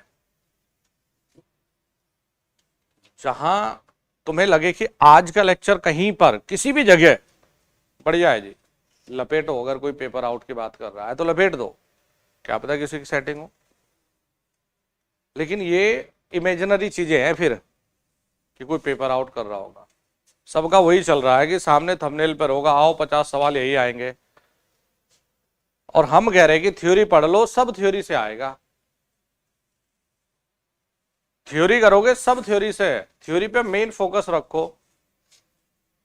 ऑब्जेक्टिव जब मैं लगवाऊंगा, तुम खेल मानोगे इनको कि हाँ यार ये तो पढ़ रखा है, तो ये बना रखा था डब्बा, इसका मतलब तो ये था, इसका मतलब ये था, तो यहां से लगाओगे। तो एक तो जो नए विद्यार्थी है, ऑनलाइन वाले बच्चे भी सुन ले, जो नए विद्यार्थी है वो अपने सभी लेक्चर्स को अब तक प्रॉपर फिनिश करके आएंगे नेक्स्ट क्लास में। और जितने यहाँ बैठे हैं ऑफलाइन में, वो भी सब अपने प्रॉपर फिनिश करेंगे। जो पुराने बच्चे हैं, चाहे 2.5 की स्पीड पे सुन के आना, लेकिन इन तीनों पावर प्लांट को एक बार फिर से सुन जरूर लेना। लिख लिया आपने जो लिखना था, लेकिन तेज गति से करके एक बार फिर से इन्हें सुन जरूर लेना कि किसमें क्या क्या पॉइंट था। आपके ये तीनों पावर प्लांट एकदम परफेक्ट है। ठीक है जी, चलो तो नेक्स्ट क्लास में अपना नेक्स्ट पावर प्लांट को टारगेट करेंगे। आज के लिए इतना ही। और ये डेली प्रतिदिन 6 बजे का टाइम है। 5 बजे बोला था, लेकिन मैंने इसलिए नहीं रखा कि गर्ल्स वगैरह भी आती है। चलो, तो मुझे 2 आवर का ये स्लॉट चाहिए। 1 से 2 एक स्लॉट और मिल जाएगा, 4:40 से 7, 7:30 तक एक